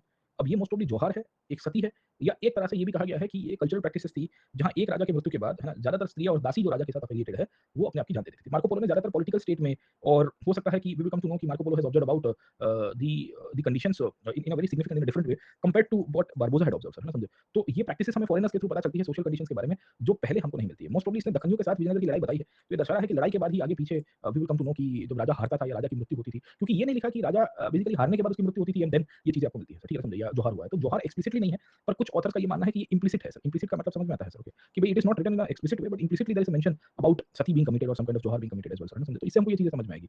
दूसरी उसके बाद आया डोमिंगो पेस, है ना। Domingo Paes was also contemporary to Krishnadeva Raya and he also came as a court author, okay ना समझे। तो कृष्णदेव राय के कोर्ट में 1510 के ऑनवर्ड से दो आए, एक तो बारबोसा, माइकल बारबोसा सर, समझे। ये दुआर के बाद में माइकल बारबोसा से याद रखता हूँ, और डोमिंगो पेस, ठीक है समझे। ओके, अपना लिएंडर पेस करके टेनिस प्लेयर हुआ करते थे, उसके साथ जोड़ देगा सर, समझे। टेनिस बता टेनिस। माइकल बारबोसा कोई मूवी का कैरेक्टर है शायद तक, कौन से मूवी का कैरेक्टर है मेरे को याद नहीं आ रहा, पर Michael Barbosa is a character name given in some movies, okay ना। तो वी विल फाइंड कि हमें क्लैरिटी होनी चाहिए कि ये बारबोसा और पेस है। अब देखिए सबने पोर्ट्स के बारे में लिखा, सबने सिटीज के बारे में लिखा, सबने मार्केट के बारे में लिखा, ठीक है। And we will come to know कि Paes will also be talking about the ports. अब देखिए ज्यादातर जितने भी फॉरेनर्स है ये पता नहीं पोर्ट्स को लेके बड़े बेसिकली बौखला गए थे। इसमें मंगलूर की भी बात की है, इसमें भटकल की भी बात की है, इसमें हुन्नूर की भी बात की है सर, ठीक है समझे, या कुन्नूर की भी बात की है। Actually this are all the Portuguese name, some of them we are able to identify and delineate ये कौन सी जगह है ना। तो ये दिख रहा है मंगलोर, है ना, समझे नहीं समझे, दिख रहा है कि ये मंगलुरु है और कोई नहीं है, मैंगलोर है ना। भटकल दिख रहा है कि नहीं दिख रहा है सर, ठीक है ना समझे। तो ये भटकल के रूप में आपको यहाँ से मिलती है। ये यहाँ पे हुन्नूर या कुन्नूर है शायद तक, ठीक है ना। तो ये कुन्नूर है। अब यहाँ कुछ कुछ है मीरगांव सर, है ना समझे। हो सकता है कि we will come to know कि ये गोवा के आजू-बाजू के कोई गांव होंगे या उसको इसने बताया है, but he is talking about good number of places जो फोर्टिफिकेशन के रूप में थे। इनफैक्ट इसकी राइटिंग में एक तो ज्वेलरी और मार्केट्स उसने बताया ही है, उसने दो तीन चीजें इंटरेस्टिंग बताई है, वो है इरिगेशन सिस्टम के बारे में, जो नॉर्मल इरिगेशन के ऊपर किसी और ने नहीं बताया था सर, ठीक है। तो एक सिग्निफिकेंट है, टाउन प्लानिंग बड़ा कॉमन है। दूसरी इसने फूड हैबिट्स के बारे में बताया और खाने पीने की चीजों को लेके इंटरेस्टिंग स्टोरी इसने ये बताई है कि भारत के अंदर दो प्रकार के वर्ग उस पीरियड में विजयनगर में रहते थे। एक वर्ग था जो बेसिकली मुस्लिम वर्ग था और दूसरा नॉन मुस्लिम था। इसने कहा कि जो मुस्लिम वर्ग था उनको कहा जाता था मूर। एक्चुअली ये जो पोर्चुगीज लोग थे ना, ये मुस्लिम्स को मूर्स कहते थे सर, ठीक है ना। और इसका ये मानना था कि the wheat is consumed only by the Moors, the rest all the grains are consumed by the other people, so where it is not correct, but he had a general observation of the time. तो उसने food habits के बारे में भी थोड़ा बहुत चीजें observe किया है अबाउट विजयनगर सर, ठीक है। इसके सिवाय विजयनगर के अंदर विल कम टू नो कि कृष्णदेव राय के बाद हमें पता चलता है कि और लोग आएंगे सर, ठीक है ना। अब देखिए पोर्चुगीज में एम्बेसीज तो आते रहे, एम्बेसीज के पॉइंट ऑफ व्यू से इंटरेस्टिंग स्टोरी ये है कि एक बंदा आता है फॉर नाउ नूनिस। नूनिस आया था in the period of Achyuta Deva Raya, Achyuta Deva Raya was the next ruler of the Krishnadeva Raya, and we will come to know कि नूनिस जब आया तब कृष्णदेव राय की मृत्यु हो चुकी है 1540 के बाद sir, okay. Nunes came as an embassy and he observe certain things in between Nunes and Domingo Paes, there was a Portuguese doctor who had visited at that part of time. अब ऐसा क्यों था? तो अगर आपको याद होगा तो पोर्चुगीज ने भारत में ट्रांसलेशन का काम बहुत बड़ी मात्रा में किया था, है ना, इंडियन नॉलेज सिस्टम को, and they translated into Latin and Portuguese language for their own benefits, okay ना, समझे। इसमें पोर्चुगीज ने प्रेस को भी इंट्रोड्यूस किया, अगर आपको पता होगा भारत में मॉडर्न प्रेस किसने इंट्रोड्यूस की है, पोर्चुगीज ने, है ना। तो आज जो प्रिंटिंग का वर्क है उसकी फाउंडेशन तो पोर्चुगीज ने किया था। तो इसमें गार्शिया करके एक डॉक्टर होता है, डॉक्टर मतलब जो मेडिसिन में एक्सपर्ट था। Garcia was a Portuguese explorer who had come from Portugal and he wanted to learn about medical knowledge of India. So Garcia actually will come to Vijayanagar of that time and he will be observing certain things with respect to the medicinal parts and the economic part, है ना, समझे। तो भारत के अंदर medicine में पहली किताब media में बड़ी मात्रा में पब्लिश होकर हाईलाइट की जाती है, कहा जाता है कि पोर्चुगीज ने दिया है सर, ये पोर्चुगीज ने नहीं दिया, ये किताब भारतीय थी, क्योंकि ये किताब भारत के अंदर रहने वाले एक पोर्चुगीज यात्री के द्वारा लिखी गई थी और इस तरह से उसने भारत की इंडिजिनस नॉलेज को कोडिफाई किया था सर, है ना। और ये Garcia not an official ambassador but he will be observing about India sir, okay. तो वी विल फाइंड कि बिफोर नूनीस, नूनीस 1540 के बाद सर, है ना, समझे। But before Nuniz there was a Portuguese traveller called as Garcia, Garcia Orta ऐसा नाम है उसका, आगे स्लाइड्स में आपको मिलेगा। ये गार्शिया क्या नाम है, गार्शिया ऑर्टा, हाँ, गार्शिया डा ऑर्टा, है ना, समझे। सो द गार्शिया, ये द समझ में आता है, द लिखा जाता है सर, ठीक है। फ्रांस वाले डी लिखते हैं सर, ठीक है ना, तो दे कर देते हैं सर, ओके। अब है ना अरबी में अल आता है सर, ठीक है, समझे, अल आता है। तो बीच में बेसिकली आपको अल, दे, द इस तरह के शब्द मिलेंगे to break up the word, okay. तो वी विल फाइंड कि he sailed to Goa from Portugal, है ना, और इसका ऑब्जेक्टिव ये था कि ये स्टडी बड़ी करेगा स्पाइसेस के, दवाइयों के, जड़ी-बूटियों के और थोड़े बहुत डायमंड्स के। तो when he came to Vijayanagar he talks about the diamond of that mine and he also be talking about the drugs and the medicines of the country sir, okay. तो इसने क्या किया कि बहुत सारे वैद्यराजों के साथ काम किया sir, very important, okay. And we will come to know कि वैद्यराजों के साथ काम करके, हकीमों के साथ काम करके उसने सब कोडिफिकेशन किया। ये codification basically Indian medicinal plants और इंडियन मेडिसिनल जो भी जड़ी-बूटियां थी उन सब के ऊपर वो हाईलाइट करता है। तो he came to Vijayanagar in the post Krishnadeva Raya period, है ना। पोस्ट कृष्णदेव राय पीरियड का मतलब ये है कि कृष्णदेव राय की तो मृत्यु हो चुकी है 1529 में, है ना, 1529 में, और उसके बाद अच्युत देव राय रूल कर रहे थे, उनके ब्रदर थे सर, ठीक है। तो तब हमें पता चलता है कि ये इसकी बताने की कोशिश करेंगे सर, ठीक है। Why it is called Vasco da Gama discovered India, वो उन्होंने ढूंढा था ना, हमने तो ऑलरेडी एग्जिस्ट कर रहे थे सर। हाँ, व्हाई इट इज कॉल्ड वो तो पर्सपेक्टिव की कहानी है ना सर, ओके। हम यार खोजा उसको जाता है जो गुम हो जाता है सर, ठीक है। गुम कौन हो गए थे sir, who were lost, okay. Indians were lost, no, it was the Europeans who were lost in the dark ages, okay. It's very clear ना सर, ओके। बोले तुम कहाँ खोए खोए रहते हो, मैं तो यहाँ पे ही था सर, तुम खोए हुए थे। एक दिन मेरे को एक दोस्त मिलता है कि ना तू कहाँ खो गया है, मैंने घर पे ही हूँ, मैं कहाँ खोता हूँ। तो बोले मिलता नहीं है, मैंने बोला याद कर दिया करो, बंदा हाजिर हो जाएगा सर, ना ताली दो हाथ से बचती है ना। इट्स वेरी सिंपल ना, कि तुम एक्सपेक्ट करते हो कि भाई देखो हम मिले, इंटरेक्ट करें, लोगों से मिले, है ना, सोशलाइजिंग करें। तो अरब ये पूरी की पूरी यूरोपियन पॉइंट ऑफ व्यू से हिस्ट्री को देखा गया है और लिखा गया है। वो खुद गुम थे क्योंकि क्रूसेड्स और उसके बाद के जो डार्क एज का पीरियड आया, जहाँ यूरोप की पूरी पॉलिटिकल सिस्टम फ्यूडलिज्म के ऊपर कन्वर्ट हो गई है, तो वहाँ कुछ विकास नहीं हो रहा था, तो वो भटके हुए थे ना सर। हम थोड़ी भटके हुए थे। इस दौर में पोर्चुगीज से पहले कितने लोग इंडिया में आ चुके हैं। अब देखिए 1498 में वास्को, उसके पहले निकिती नहीं आया, कि मार्को पोलो नहीं आया, कि मध्य एशिया से व्यापारी और हमारा व्यापार और इवन पॉलिटिकल एक्सचेंजेस नहीं हुए सर, ठीक है, समझे, कहीं। तो वी विल फाइंड कि वी वर ऑलरेडी देयर। यार तुम्हारा दिशा भ्रम हो गया था, उसमें तुम ये कह रहे हो कि Vasco da Gama discovered India. Vasco da Gama discovered India in a sea route, even sea route also used to exist earlier. Vasco basically Constantinople वाला जो रूट था उसको काउंटर करने के लिए घूम के आया, पर उसके पहले से ही ये सब चीजें एग्जिस्ट कर रही थी। इटालियंस आते थे इंडिया की तरफ, तो इटालियंस कहाँ से आते थे सर, ठीक है, यूरोप से आते थे, इटली से। इटली से मेडिटेरेनियन क्रॉस करके अरेबियन पेनिनसुला में उतरो, फिर लैंड के थ्रू क्रॉस करो, पर्शियन गल्फ आओ या रेड सी आ जाओ सर, है ना। फिक्स दो ही रूट था। पर्शियन गल्फ से रूट आता था हॉर्मुज के थ्रू, रेड सी क्रॉस करोगे तो आईएमसी शुरू होता है, Indian middle east economic corridor, यही तो कॉरिडोर है सर। आईमैक थोड़ी आज का है सर, समझ में आया कि नहीं आपको। बेरूत उतरा सर, है ना, मैंने बताया कि ये जो वार्थेमा जैसे ट्रैवलर्स है वो बेरूत उतर के आया। बेरूत मतलब इजराइल है ना सर। आप वहाँ ट्रैवल करोगे, you won't be able to differentiate ये यहूदी है, अरब है, समझे। इजिप्ट, सीरिया, लेबनान और ट्रेडिशनल ज्यूज वहाँ की पॉपुलेशन के बीच में आप खड़े होंगे, आप बोल नहीं सकते कि ये बंदा यहूदी और ये अरबी है, ये लेबनीज है, ये इजिप्शियन से, सीरियन है सर, ठीक। एक सब नहीं, अरब थोड़े अलग दिखते हैं, मैं आपको उतने पट्टे की बात कर रहा हूँ। और उसको क्रॉस करके साउदर्न इटली के रीजन में चले जाओगे ना, वहाँ पे भी सेम लोग दिखेंगे। ऐसे यूँ खड़े रहेंगे ना साउदर्न, इसके लिए आप देखोगे साउदर्न इटली मतलब सिसिली, नेपल्स वाला जो विस्तार है, क्योंकि मेडिटेरेनियन से सटा हुआ है ना, तो वहाँ बहुत सारे क्रॉस कल्चरल एक्सचेंजेस हुए हैं। रीजन छोड़ दो सर, है ना, एथनिसिटी देखिए, एथनिक पॉइंट ऑफ व्यू से सब सेम दिखेंगे, फीचर्स भी सेम दिखेंगे, एकदम सेम दिखेंगे चेहरे वेहरे। कोई बोल नहीं सकता कि अरबी है, ये यहूदी है, ये क्रिश्चियन है सर, ठीक है। बाजू बाजू में खड़े होंगे ना, कुछ भी पता नहीं चलेगा आपको, फिर वो बोलेगा कि नहीं मैं तो यहाँ से हूँ सर। तो ये तो लंबी कहानी है सर, क्या चले, लेकिन ओके। तो we will see this part कि जब हम लोग हिस्टोरिकल कॉन्टेक्स्ट में देखते हैं तो ये पहले से आते थे Italians. Italians actually had monopolised this trade route controlling India, क्योंकि इटालियंस न्यू दिस पार्ट, है ना। इटली अगर आप समझने की कोशिश करें तो बहुत पहले से जानता था कि हमको यही रूट लेना है। तो जब कॉन्स्टेंटिनोपल का ग्रोथ हुआ, व्हेन कॉन्स्टेंटिनोपल ग्रू, है ना, द वर्ल्ड हिस्ट्री चेंज, तुर्की का इमर्जेंस हो गया, है ना, ऑटोमन सुल्तान निकल के आए। तो ऑटोमन सुल्तान ने इटालियंस के साथ ट्रीटी कर दी, कहा कि भाई देखो अपना तो दोनों का ऑब्जेक्टिव यही है सर, है ना, समझे नहीं समझे, कि तुम्हें भी अपना साम्राज्य बनाना है, मुझे भी साम्राज्य बनाना है, तो अपन साथ में मिलकर करते हैं सर, ठीक है। तो this created a vacuum in the western Europe. बोले यार इटालियंस तो गेम कर दिया हमारे साथ, होगा ना, समझे। Italians used to come traditionally by this route, okay ना, ये आईमैक का कॉरिडोर है आपका, समझ में आया कि नहीं आपको। ये दूसरा रूट आपका यूरोप के साथ चलता था, वो ये वाला चलता था, लैंड के थ्रू आओ, रेड सी के थ्रू, हॉर्मुज के थ्रू वापस आ जाओ सर, करेंगे अपन। This are the two routes, okay, Oman होते हुए, बहरीन या सऊदी होते हुए, विल सी कि यहाँ इजराइल लेबनान होते हुए फाइनली यूरोप के साथ कनेक्टिविटी, ग्रीस के थ्रू कनेक्टिविटी थी। So when the Ottomans came to power, Ottomans ने वी विल फाइंड कि ये रूट ब्लॉक करवा दिया, है ना। यहाँ इटालियंस के साथ उन्होंने ट्रीटी कर दी कि भाई देखो अपन साथ में करेंगे धंधा। इसके लिए विल सी कि पोर्चुगीज को ये रूट मिला ही नहीं, ये रूट तो इटालियंस ने मोनोपोलाइज करके रखा था और बताया नहीं कि ये कैसे जाना है। और अरब एम्पायर का पार्ट में ऑटोमन एम्पायर बन गया था, ऑटोमन के अंदर में ये सब आता था, अरब और ये सब स्टेट्स। तो अरब वो actually the colonies, Egypt, Arab, Syria, Palestine sir, है ना, Iraq, Jordan, they were all the colonies of the Ottoman Empire. और इन्होंने यहाँ इटालियंस के साथ ट्रीटी करके बैठे हुए, तो वेस्टर्न यूरोपियंस बौखला गए ना इसके चक्कर में। तब जाके इन्होंने डिस्कवरी का रास्ता निकाला कि भाई चलो अपन इंडिया को घूम के निकाल के आते हैं। तो कहानी ये है कि इंडिया तो अपने हिसाब से चालू था, इंडिया तो यहाँ भी बैठा हुआ था, लोग इसका मौज भी कर रहे थे। इसके लिए जब पोर्चुगीज आए तो सबसे ज्यादा किसी की जली वो इटालियंस की और अरब की जली, क्योंकि इनका धंधा चौपट कर दिया ना। भारत के साथ क्या करता था, अरब लोग आता था, अरब लोग बेसिकली वेस्ट एशिया से समुद्र के रास्ते से आया, धंधा किया, वापस सामान लेके गया और मुझ तक पहुंचाया, या इधर रेड सी तक पहुंचा दिया, ईडन तक। आगे की कहानी इटालियंस देखते थे सर ना, लैंड के ऊपर लेके जाके क्रॉस करके मेडिटेरेनियन से ऊपर इटालियंस लेके चले गए, इटालियंस यूरोप में जाके धंधा कर रहे and they were running good amount of money out of it ना, इंडिया के स्पाइसेस मार्केट ये वो सब कुछ पैसा मिल रहा था। तो पोर्चुगीज ने जब भारत में लड़ाई की और भारत में एंट्री की तो इटालियन और वेनिस के मर्चेंट्स भारतीय या पोर्चुगीज को हराने के लिए भारतीय सेना की मदद करने आए थे। You can imagine this part कि the Venetian merchants were helping the rulers of this country to defeat the Portuguese in India. और इटली को क्या लेना देना समझे, इटली को क्या लेना देना कि भारत में पोर्चुगीज जो है वो अपना डोमिनेशन एस्टैब्लिश करके बैठे हुए हैं, क्योंकि उनकी मोनोपोली तोड़ दी थी ना। ऑटोमन एम्पायर से सेना आई थी अरब की हेल्प करने। ऑटोमन खलीफा को जब पता चला कि यार हमारा तो पूरा एक मोनोपोली बनाया हुआ है हमने इटालियंस के साथ, और इटालियंस के साथ ये हमारे जो अरबी लोग हैं उनके साथ हम लोग व्यापार कर रहे हैं और वहां से इंडिया के साथ, तो लैंड और सी दोनों इन्होंने मोनोपोलाइज किया था। This guy said monopolize the land and the sea both route, okay.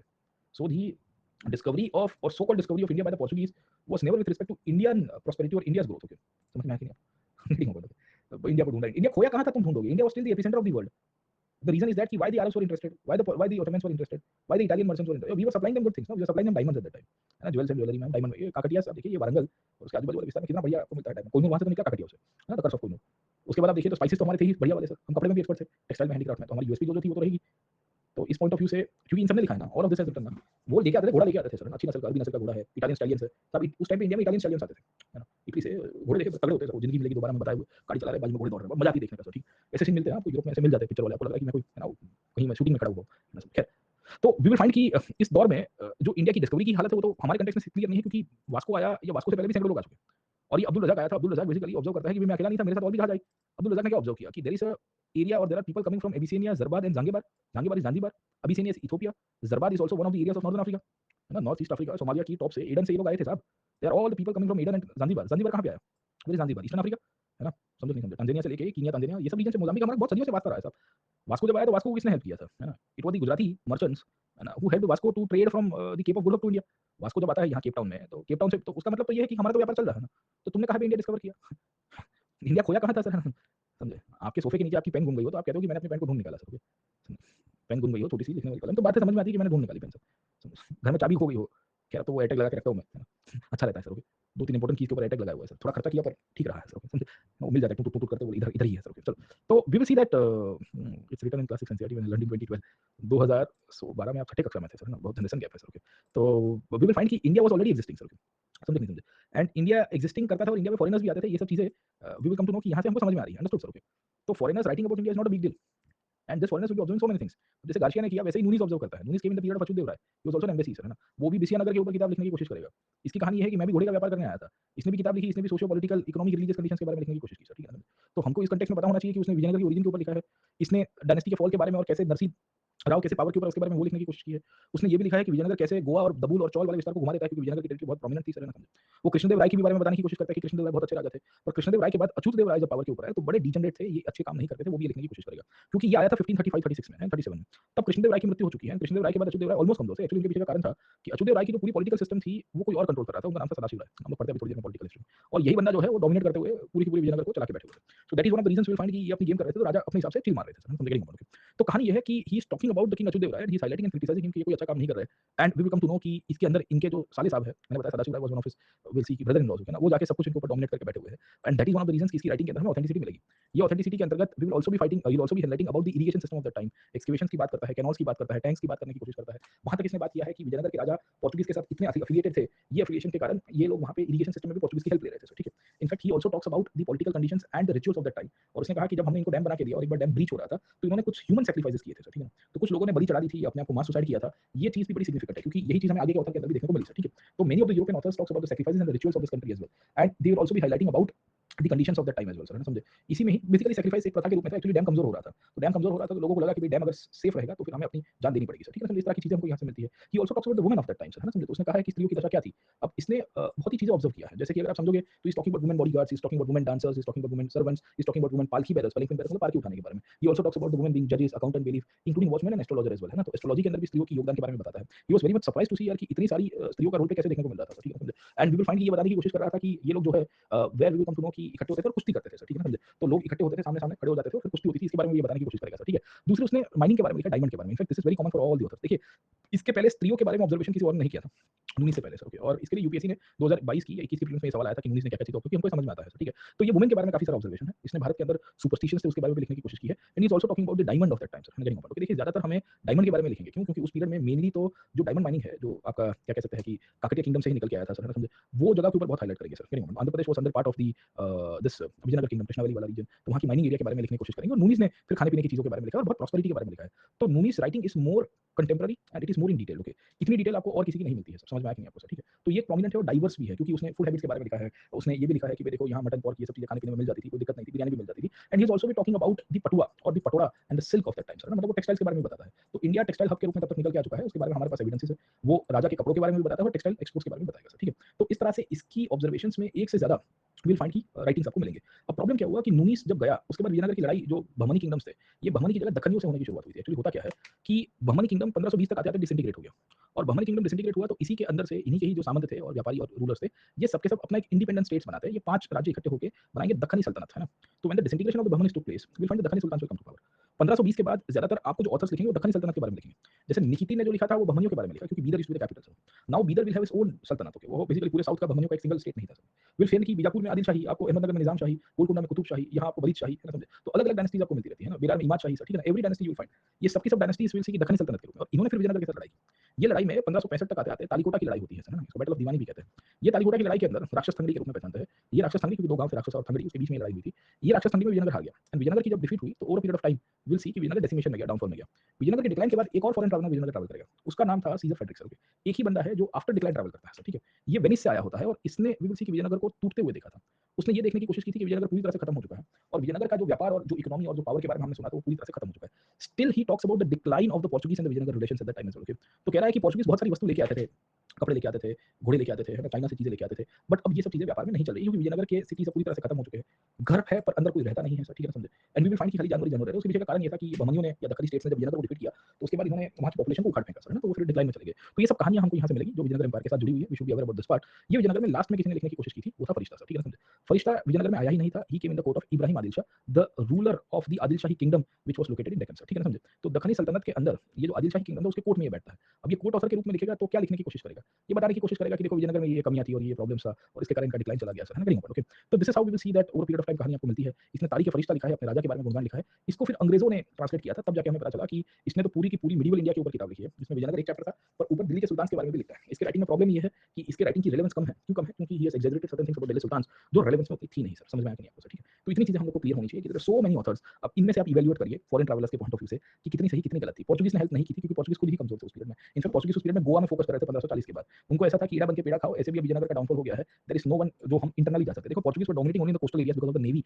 And the gunboat diplomacy that they had sir, okay. Other than this the Portuguese did not possess the power to enter into the interior heartland of this country and fight a ground battle sir, okay. So the problem was that the Portuguese जो भी थे 1540 के दौर में, तो उनको ये समझ में आ गया था और रियलिटी समझ में आ गई थी कि ये नहीं होगा sir, okay. So that is one of the reason the Portuguese जो है वो नहीं हेल्प करने आया सर, ठीक है ना, समझे? तो आपको ये 10 मार्कर में सवाल आए थे, socio political, economic, cultural life, religious life and geographical town planning life, ये सब कुछ डायमेंशंस आपको लिखने होते हैं, है ना, इन डिटेल 10 मार्कर में कितना लिखोगे। इवैल्यूएट करोगे तो कुछ-कुछ जगह के ऊपर आपको एक्सैजरेशन मिलेगा, कुछ-कुछ जगह के ऊपर आपको रियलिटी देखने को मिलती है। कुछ चीजें ऐसी थी जो मेनली किताबों के अंदर या और सोर्सेज में नहीं है, पर ये फॉरेनर्स हमको हेल्प करते हैं सर, ठीक है ना, समझे? तो ब्रेनस्टॉर्म करिए इसके ऊपर sir, something very important, okay. और ब्रेनस्टॉर्म करके सिलेक्टिव लिखिए सर, ओके। अब आपसे फॉर एग्जांपल नूनीस के बारे में अच्छा लिख सकते हो क्योंकि उन्होंने वुमेन के बारे में बताया। आप डोमिंगो पेस के बारे में लिख सकते हो क्योंकि कोर्ट पॉलिटिक्स के बारे में बताता है। रज़ाक के बारे में लिख सकते हो क्योंकि उसने अब निकिती ने कम लिखा है, लिख लीजिए। फातिमा के बारे में लिख सकते हो क्योंकि उसने पोस्ट के बारे में अच्छा खासा लिखा है सर, ओके। तो सिलेक्टिव आपको चीजें लिखनी है सर, वेरी इंपॉर्टेंट, ओके, कि भाई सिलेक्टिव के पॉइंट ऑफ व्यू से जिसने सबसे ज्यादा बताया उसके बारे में लिखिए। और डाइवर्सिफाई करिए कि सिटी प्लानिंग के रूप में, फूड हैबिट्स के रूप में क्या-क्या चीजें बताई है। So 5-6 main travellers out of 10-15। अब जैसे Caesar Frederick is very important, क्योंकि सीजर फ्रेडरिक पोस्ट डिक्लाइन में आया था, है ना? तो उसने बेसिकली इसकी डेसिमेशन फेज को देखा है, डिक्लाइन फेज को देखा है कि भाई देखो क्या हालत हो गई है ना। और एक है जो पीक के ऊपर आया था, है ना, डोमिंगो पेस बारबोसा। तो वो पीक पीरियड में आए थे, तो उन्होंने कुछ और ऑब्जर्व किया होगा। अब्दुल रज़ाक आया तो वो बहमनियों के समय पे आया, जब लड़ाई चल रही थी अर्ली पार्ट में 1400s में, राइट? तो उसकी ऑब्जर्वेशन में कुछ अलग चीजें मिलेगी, अंडरस्टूड सर, ओके। तो इस तरह से आपको हाइलाइट करना है। अब गार्शिया को नहीं याद रखोगे चलेगा, वो दवाई की किताब लिखता है सर, वो भी इंडिजिनस ही थी, पोर्चुगीज ग्लोरीफाई करते हैं। अब देखो इंडियन मेडिसिन, है ना, book on medicine was published. अरे भाई यहाँ की दवाई है, हमको जड़ी बूटियां पता थी। यहाँ के वैद्यराज से तुम बोल रहे हो कि त्रिफला चूर्ण लेने से पेट साफ हो जाएगा, फिर देखोगे कि ट्रिफलोसा, ट्रिफलोसा वो अंग्रेजी नाम कर देता है, लैटिन नाम ट्रिफलोसिया। अब ट्रिफलोसिया नहीं, वो त्रिफला है सर, ठीक है, समझे? बचपन से लोग खाते आ रहे हैं सर, जब अगर तुम जाओ ना सर, ओके ना, फिर बोलते हैं देखो लैटिन नाम है उसका, ना ऐसे ही किया ना इन्होंने सर, ओके। आप देखोगे द लैटिन नेम्स और the English names of the so called जड़ी बूटीज, है ना, समझे? इसके वो सब तो इंडिजिनस हमको यहाँ संस्कृत चरक में लिखे हुए आधे से ज्यादा तो। Almost 50% encyclopedia was written by Charaka and Sushruta and later on Dhanvantari. सब इन तीनों ने सब कुछ लिख दिया था, उसी का तुमने लैटिनाइज कर दिया नाम। Understood sir, getting turmeric turmeric latte turmeric latte sir, हल्दी वाला दूध नहीं, टर्मरिक लैटे सर। चलिए ओके, तो एक छोटा ब्रेक लेते हैं, then we can continue one more time and see the political history of the Vijayanagar and administrative side as well sir, okay.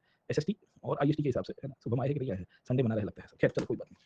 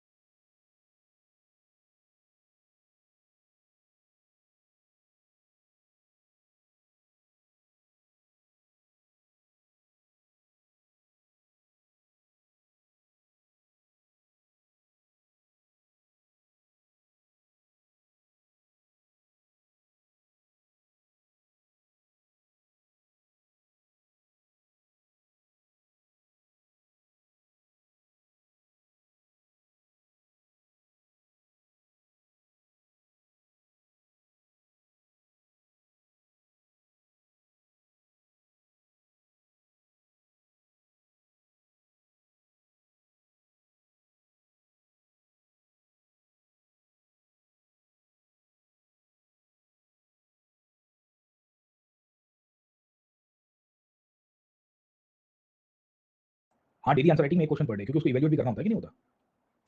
25 लोग लिखेंगे तो 25 क्वेश्चन होगा, समझे नहीं समझे, है ना। 50 लोग लिखेंगे तो 50 क्वेश्चन होगा, समझ में आया कि नहीं आपको। अभी प्रैक्टिस तो करना शुरू करो, और इसमें लिख के आपको 10 से 12 मिनट मिलकर आपको अपलोड करना है ना। You click on the link, you will get all the details about it, है ना, समझे। तो 6 तारीख से शुरू कर रहे हैं हम लोग, स्टार्टिंग फ्रॉम 6 नवंबर सर। नहीं नहीं, हम टॉपिक वाइज चल रहे हैं। पहले एक क्वेश्चन आर्कियोलॉजिकल सोर्सेज के ऊपर है, मतलब सोर्सेज ऑफ हिस्ट्री के ऊपर है, एक क्वेश्चन फिर वेदिक एज से है, फिर एक क्वेश्चन आप पढ़ोगे लेटर वेदिक से है, इंडस से है। तो ये वही ना सीक्वेंशियल मैनर है ना, हम रैंडम बॉम्ब नहीं कर रहे हैं आपके ऊपर, समझे। So if you open up, आप एनरोल करवा दीजिएगा उसके अंदर, okay. You please enrol in this, and then आपको 5 डेज अ वीक आपको मिलेगा सर। तो पहले 5 दिन के क्वेश्चन आपको यहाँ पे दिख जाएंगे सर, फर्स्ट 5 डेज क्वेश्चन। अब देखिए आपकी पार्टिसिपेशन के ऊपर हमारी भी एनर्जी रहेगी, है ना। आरंभ शुरा, मतलब जब आरंभ करेंगे तो बहुत जल्दी जल्दी में ये करेंगे वो करेंगे सर, ओवर पीरियड हम सबकी हवा निकल जाएगी सर। हाँ इवैल्यूएट होगा ना सर, क्यों नहीं होगा। यस सर, ठीक है ना। तो वापस आते हैं अपन, एंड हाँ मैं टेली पे डाल देता हूँ sir, I update in the Telegram as well, Telegram पे भी डाल देता हूँ, है ना। अभी पहले थोड़ा पढ़ लो सर 2 घंटा। चलो, तो कहानी क्या है कि over period of time we will come to know about the Vijayanagar dynasty from the foreigners. अब देखिए foreigners are not the only source of Vijayanagar, so with respect to Vijayanagar there are other sources as well. Say for example there are inscriptions and archaeological sources, but they are not that much important sir, समझे। तो हमारे पास बहुत सारी land grants मिलती है। अब ये सब लैंड ग्रांट्स कैसी है कि लोकल एरियाज के अंदर आपको ताम्रपत्र मिल जाएंगे संगम डायनेस्टी के बारे में, और लोकल रूलर्स के बारे में we will come to know कि वहाँ की पॉलिटिकल और एडमिनिस्ट्रेटिव सिस्टम के बारे में। बट मुझे नहीं लग रहा है कि वहाँ से सवाल आएगा सर, ओके। श्योर पीटीबीटी में आ सकता है सर, पर वो भी बहुत रेयर केसेस है, क्योंकि इसमें फॉरेन सोर्सेज सबसे मेन है सर, ठीक है। We will also find over period of time Vijayanagar के अंदर हमारे पास कॉइन्स भी अच्छे खासे मिले हैं। कॉइन्स के ऊपर से आपको अलग से सवाल आ सकता है, numismatic history of medieval India, उसमें विजयनगर के ऊपर से, क्योंकि विजयनगर का cultural importance we will see that जो है वो निकल के आया था with reference to the cultural part, उसमें कॉइन्स को इन्होंने कल्चर के रूप में भी बहुत हाईलाइट किया था सर, ठीक है। तो there are multiple sources, the numismatic sources, archaeological sources का जो पार्ट है, that also gives us the detail, but main focus is on the literary sources and that too foreign authors. Vijayanagar also consist of local authors as well who had written about it, okay. Even the local author gives us the detail, but limited है। Local author में एक है कृष्णदेव राय खुद, जो court में खुद लिखेंगे sir. Krishnadeva Raya के सिवाय वी विल आल्सो फाइंड कि there are women authors in Vijayanagar, they will also be writing this part as well, okay. We will also see this कि इसमें कृष्णदेव राय के कोर्ट में अष्टदिग्गज हुआ करते थे, अष्टदिग्गज खुद थे, तो अष्टदिग्गज भी लिखने की कोशिश करेंगे सर, ओके। तो what do we see here कि there are local court authors writing about the Vijayanagar, and they will also be mentioning about socio cultural life of that time, but mainly the questions are asked on the foreign authors only. अब देखिए local author से अभी तक एक ही सवाल है, वो कृष्णदेव राय के ऊपर खुद आ गया है, और खुद सवाल जो है कृष्णदेव राय के ऊपर जो पूछा गया वो यही पूछा गया। जीएस के अंदर आपको एक बार पूछा गया कि he was not only an accomplished scholar himself, वो खुद तो थे ही, but also we will see a great pattern of learning and literature, है ना। माधवाचार्य बहुत बाद में हो गया 13th सेंचुरी में, Vallabhacharya was contemporary to Vijayanagar, है ना। वल्लभाचार्य जो द्वैताद्वैत देते हैं, भेद अभेद देते हैं दर्शन के रूप में, वो विजयनगर के कंटेम्परेरी थे, ठीक है। उनकी कोर्ट से ही थे थोड़े समय तक। तो यहाँ पे एक सवाल आया। दूसरा आपको ये पूछा गया कि Krishnadeva Raya as an ideal ruler, बहुत पुराने पेपर के अंदर पूछा गया था। एक सवाल आपको अमुक्तमाल्यदा से पूछा गया, ठीक है। जो यहाँ आपको पूछा जाता है कि this book dealt upon the relationship of fourth Brahmanas and the tribal groups, okay. तो ये भी हिस्टोरिकल कंटेक्स्ट के अंदर ही आपको याद रखना है कि विजयनगर में ऐसा तो क्या था। तो देखिए कोर्ट ऑथर्स 2 प्रकार के थे, एक तो विजयनगर के अंदर राजा खुद लिख रहे थे वो, दूसरे कोर्ट ऑथर्स के अंदर हमें देखने को मिलते हैं क्वींस भी लिखती है और अष्टदिग्गज भी लिखेंगे, है ना। अब जैसे आपको एक ऑथर देखने को मिलते हैं Allasani Peddana, he was one of the Ashtadiggaja of the Vijayanagar. Ashtadiggaja मतलब विजयनगर की कोर्ट में 8 एक्सपर्ट्स बैठते थे belonging to different different field, they will be writing about Vijayanagar. दूसरे कृष्णदेव राय खुद लिखते थे, जो अमुक्तमाल्यदा ने लिखी। इनके द्वारा और भी किताब है, in fact he is an expert in Kannada, Telugu and Sanskrit literature, okay. तो दैट शोस कि kind of a polyglot and polymath है, क्योंकि आर्किटेक्चर, बिल्डिंग साइंसेस, बाकी सारी वस्तुओं में भी इनके पास बहुत नॉलेज था, ठीक है ना। तो we do see this part, हमारे पास काफी सारे इनके अंदर के एविडेंसेस मिलेंगे सर, है ना, समझे। इसके सिवाय इनकी क्वीन भी लिखने की कोशिश करेगी सर, है ना, समझे। तो there was a queen called as Ganga Devi sir, ठीक है। She was staying in the court of Vijayanagar, she was actually one of the prince's wife, okay. And she wrote a book called as Madurai Vijayam sir, है ना, समझे। मदुरई मतलब मदुरई तमिलनाडु तक का विजयनगर का जो एम्पायर डोमिनेशन हुआ था वो आपको यहाँ से मिलता है सर, ठीक है। तो ऐसे बहुत सारे एरियाज हमको यहाँ से मिलेंगे जहाँ विजयनगर के बारे में पता चलता है। इंटरेस्टिंग कहानी है कि विजयनगर के दौरान में वी विल सी कि इनके कंटेम्परेरी भी इनको लिखेंगे, जैसे बहमनी तो इनके लिखते ही है। विजयनगर की एक कॉन्फ्लिक्ट हुई थी उड़ीसा के साथ भी। उड़ीसा क्यों? क्योंकि विजयनगर फैल के जब ऊपर की तरफ गया तो यहाँ पे आया था Gajapati kingdom, Gajapati was the ruler of Orissa after the Gangas, है ना, अगर आपको याद होगा। तो गंगा डायनेस्टी थी उड़ीसा में, ईस्टर्न गंगास कहते थे। इन्होंने ये जगन्नाथ टेंपल और बाकी सारे टेंपल्स की उड़िया स्टाइल के अंदर शुरुआत की थी, हमने पढ़ाया था सर, ठीक है। उन्हीं के कंटिन्यूएशन में, है ना, ओवर पीरियड 5 15 सेंचुरी के ट्रांजिशन में गजपति आए थे। गजपति उड़ीसा में रूल कर रहे थे, उनकी विजयनगर के साथ कोस्टल एरियाज को लेकर कॉन्फ्लिक्ट हुई, विजयनगर एक्सपांड करने की कोशिश करेगा, ठीक है। तो this is how we will come to know कि even the Gajapatis will be writing at that time, है ना, कि भाई देखो क्या हुआ था और किस तरह से हुआ था। तो there are contemporary authors that has written about Vijayanagar, और इस तरह से विजयनगर की हिस्ट्री की शुरुआत होती है सर, समझे। अब विजयनगर की पॉलिटिकल हिस्ट्री से सवाल नहीं आया है, आपको खाली ओवरव्यू दे देता हूं कि क्या-क्या चीजें थी, बाकी इनके ऊपर तो कल्चरल हिस्ट्री और एडमिनिस्ट्रेटिव हिस्ट्री से सवाल आया। इनफैक्ट इनके ऊपर से सवाल बन सकता है, वो एडमिनिस्ट्रेशन से बनेगा कि what was the ayagar system all about, what was the nayankara system all about, जो अभी तक नहीं है, और नेचर ऑफ स्टेट के ऊपर से सर, ओके। तो इनमें 4 डायनेस्टी है, संगम, सलुवा, तुलुवा और अरावली, है ना। Aravali was the last dynasty, उसके बाद डिक्लाइन चला गया। ये चारों के चारों वी विल सी कि विजयनगर को करीबन 200 साल तक रूल करती है। इनमें सैकड़ों राजा आपको मिलेंगे सर, ओके। संगम वंश सबसे लॉन्गेस्ट रूलिंग वंश के रूप में था, मतलब क्योंकि 150 साल तक रूल करता है, 1336 से लेके 1486 तक। और 1486 के बाद इसका डिक्लाइन हुआ, तो देखोगे तो 1565 तक आते-आते पूरी की पूरी टीम ऑल आउट हो जाएगी, मतलब इनका डिक्लाइन चला गया। एक ही डायनेस्टी थी जो विजयनगर को सबसे लंबे समय तक टिका के रखती है, वो संगम डायनेस्टी। सुलवा है, सुलवा तो इन्हीं के ही मंत्री थे जिन्होंने पावर को असर्व किया था। फिर तुलवा है और अरावली आया सर, ठीक है, समझे। श्रीलंका का तो ठीक है ना सर, ओके। श्रीलंका तो लायक भी है सर, समझे नहीं समझे। श्रीलंका तो फिर मेरे को 96 वर्ल्ड कप आता है ना, मेरे को देखो 93 वर्ल्ड कप मेरे को याद नहीं है, मैं फादर यूज्ड टू वॉच, पर मेरे को रिकॉल नहीं होता है। 96 वर्ल्ड कप में तो मैं भी रोया था, कामली तो रोया था, मैं भी रो पड़ा था, ठीक है। ईडन गार्डन्स की सेमीफाइनल, आप में से तो कोई पैदा भी नहीं होंगे बहुत लोग, बट इंडिया वाज प्लेइंग और श्रीलंका का गोल्डन टाइम था वो सर, ठीक है। मतलब अर्जुन रणतुंगा, सनत जयसूर्या, है ना, समझे। एक से एक, है ना, चामुंडा वाह सर, आप देखो सही bowlers bowlers, okay. And we will find कि इंडिया खुद हो रहा है, और जयसूर्या तो आके ऐसा, अभी आजकल कॉन्स्पिरेसी थियरी चलती है ना कि इंडिया को अलग गेंद दी जाती है आईसीसी के द्वारा, सो दैट स्विंग ज्यादा होता है। वैसे ही उस पीरियड में चलती थी कि सनत जयसूर्या के बैट में स्प्रिंग है, है ना, समझे नहीं समझे, रोशन महानामा कर रहे हैं। सनत जयसूर्या के बैट में स्प्रिंग है और एक ऐसा स्प्रिंग है मतलब वो बैट लगते स्टेडियम के बाहर जाता है, वो बहुत हार्ड हिटर था, ठीक है ना, क्रिकेट के मोबाइल। तो वी विल फाइंड कि पाकिस्तान चला रहा है ना, वसीम अकरम ने मजाक भी किया, बोले वो क्या खा पी रहा है, जरा मेरे को भी खिला दो सर, ठीक है ना, कौन सा नशा कर रहा है, सस्ता नशा। वसीम अकरम अपने ही प्लेयर की फिर ले रहा है। हसन रजा ने कमेंट किया कि ICC is giving different ball to the Indian bowlers, है ना, न्यू बॉल दे रहा है अलग तरह से, जिसके कारण स्विंग बहुत अच्छा हो रहा है। तो शमी की बॉलिंग अपने देखो यूं यूं करके धार मार के जा रही है, कभी अंदर आता है, कभी बॉल बाहर चला जाता है, समझे। तो उसको लेके ये कॉन्स्पिरेसी थियरी चलाई पाकी ने, तो वसीम अकरम अपने ही प्लेयर की फिर ले ली, तुम क्या खा पी रहे हो, जरा मेरे को भी दो सर, है ना, नशा क्या कर रहे हो सर। तो वही कहानी आपको यहाँ मिलती है। खैर, तो श्रीलंका की तो दशा ठीक है ना, समझे, होना चाहिए सर, कामली रोया था सर, उसके बाद कामली का करियर तबाह हो गया। चलिए, तो व्हाट इज हैपनिंग कि ये चार डायनेस्टी है, तीन डाउन, एक डाउन होने के बाद बाकी तीन आप देखोगे तो करीबन 80 साल के अंदर डिक्लाइन हो जाएगा सर। Okay, so we will find कि in the next 78 years the whole Vijayanagar will come to an end 1565 will come to know the Aravidu dynasty will decline and फिर विजयनगर का डिसइंटीग्रेशन हो गया। तो 1336 में शुरू हुआ और ये 1486 तक रूल करेगी। इनके दौर में बहुत सारे ट्रैवलर्स आए हैं, ट्रैवलर्स के बारे में हमने आपको ऑलरेडी पढ़ा दिया है, क्योंकि यहाँ से जो सवाल आएगा वो सोशियो पॉलिटिकल ज्योग्राफिकल डायमेंशन से आपको बन सकता है, आपको क्लैरिटी होनी चाहिए। अब इसमें बॉल पे बॉल कमेंट नहीं देखने की कौन सा राजा कब आया, इसमें एक ही देखना है, तुलवा डायनेस्टी से कृष्णदेवराय को सर, कि जो 1509 से लेकर 1529 तक रूल करते हैं।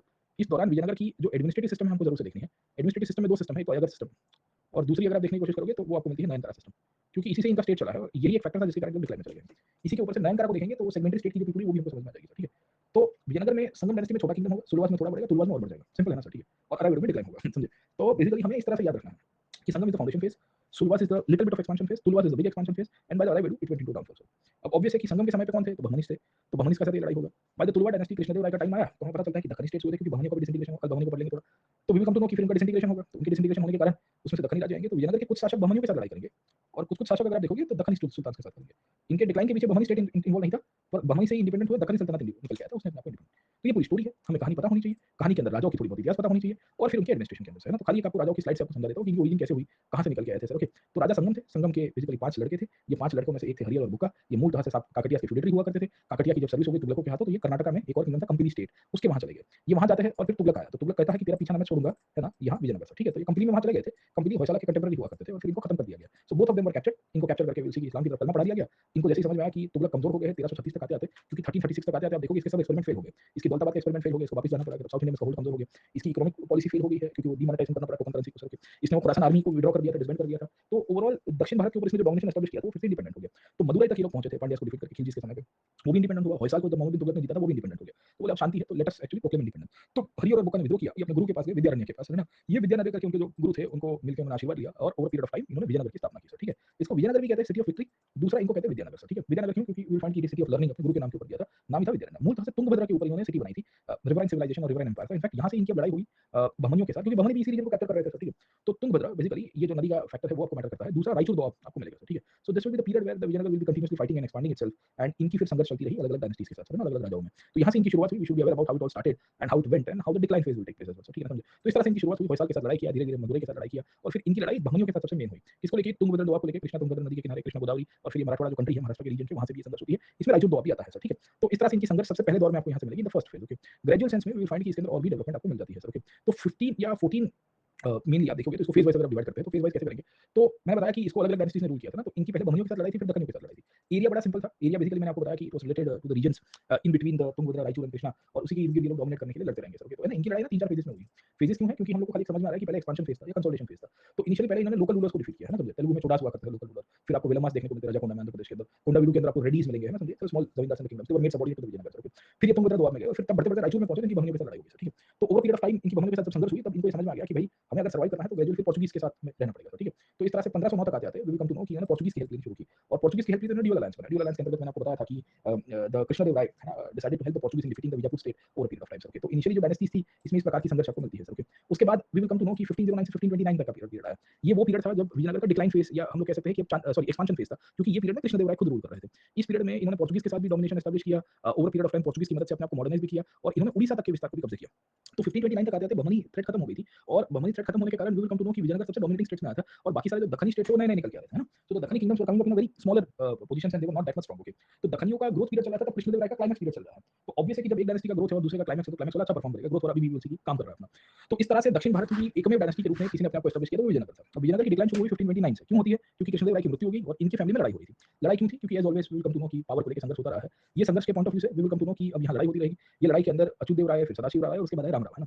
Ram Raya was the person, he was the son in law of Krishnadeva Raya और मैंने बताया वो जमाई थे सर, है ना। मैंने शायद आपको सदाशिव राय बोला था पर ये अच्युतदेव राय राम राय थे। इनको आलिया राम राय कहते हैं। Alia is the title for जमाई और ये आलिया राम राय ने पहले फैमिली में पूरी की पूरी कलेश मचाया सर, ठीक है। और ओवर पीरियड टाइम वो कलेश मचाने के बाद we will come to know कि इन्होंने फिर आजू-बाजू में दक्कनियों के साथ कलेश मचाया। तो रामराय की कहानी ये है कि वो अंदर अंदर लड़ाते थे दक्कनियों को। तो दक्कनी में 3 पावर सबसे डोमिनेटिंग थे। एक्चुअली दक्कनी में 5 स्टेट्स थे, पर out of this 5 states 3 were very prominent, Bijapur, Golconda and Ahmednagar. जब ये दक्कनियों का अलायंस निकल के आ रहा था, तो उन्होंने बेरार को साइडलाइन कर दिया। बेरार को तू कहां नहीं जाएगा, तू तो नागपुर के पास बैठा हुआ सेंट्रल में, विदर्भ में, तो ऊपर ही रहता, ठीक है। तो Berar never interfered into the politics of Vijayanagar. ये 4 थे, उसमें से ये 3 ही सबसे मेन थे। ये 3 में इन दोनों के बीच में लड़ा बहुत होता रहता था, बीजापुर और अहमदनगर के बीच में। तो Aliya Ramaraya, he was the son in law of Krishnadeva Raya, he was the advisor to the king. Aliya Ramaraya सबके साथ गेम करवाते थे ना। गेम क्या होता था समझ गए किंग, है ना। तो इन्होंने इसका स्क्रीनशॉट उसको भेज दिया, उसका स्क्रीनशॉट इसको भेज दिया सर, ओके। तो ये स्क्रीनशॉट भेजने के चक्कर में समझे अंदर अंदर लोग लड़ते रहे सर, ओके। इसमें कभी कभी गोलकोंडा भी कूद पड़ता था, कभी इधर भी कूद पड़ता था। ये 3 इकट्ठे होते थे, अहमदनगर के ऊपर आक्रमण करते थे। कभी कभी इनके कॉन्फ्लिक्ट के अंदर कोई बीच में से गेम हो जाती थी सर, ठीक है समझे। तो वही स्टोरी है सर, सेम ओल्ड स्टोरी। पहले क्या था कि लोग बिलीव नहीं करते थे, कोई कहता था कि ये बंदा तेरे बारे में ऐसा बोल रहा था, ज्यादा ना हो सर, ठीक है समझे। अब जैसे शुभम बेसिकली रक्षक हो गया, तुम्हें पता है ये वैशाली तुम्हारे बारे में क्या बात कर रही थी। तो रक्षक is like no no no, है ना, वैशाली मेरी दोस्त है, ऐसा थोड़ी होता है, ठीक है। तो शुभम ने स्क्रीनशॉट दिखा दिया, बोले देख देख मैं गलत थोड़ी बोल रहा हूं, ठीक है। अब आपका जमाना क्या है कि अब थोड़ा फास्ट फॉरवर्ड हो गया ना, ठीक है। तो फिर उसके बाद लड़ा हुआ कि नहीं हुआ सर, कहीं कतई जहरीली बात है। तो Sadashiva Raya was playing this game. Game क्यों था कि we want to secure this empire. उनको पता था कि ये दक्कनियों को इनके अंदर से संघर्ष करेंगे, तो वी विल फाइंड कि ये दक्कनियों के संघर्ष के पॉइंट ऑफ व्यू से इनको अंदर अंदर लड़ाओ सर, ठीक है। Tenali Rama was a court scholar in the period of Krishnadeva राय, तब तक तो गोल्डन पीरियड था विजयनगर में। Tenali Rama was one of the Ashtadiggaja sir, अलसनी पेदनाथ, Tenali Rama, फिर there were other scholars as well, okay ना समझे। तो there was no problem at that time sir, okay. तो उस टाइम पे तो दिक्कत ही थी नहीं, और फिर बेसिकली ये सब ऑथर्स थे, तो इन्होंने अपने राजा के पॉइंट से ज्यादा लिखा है।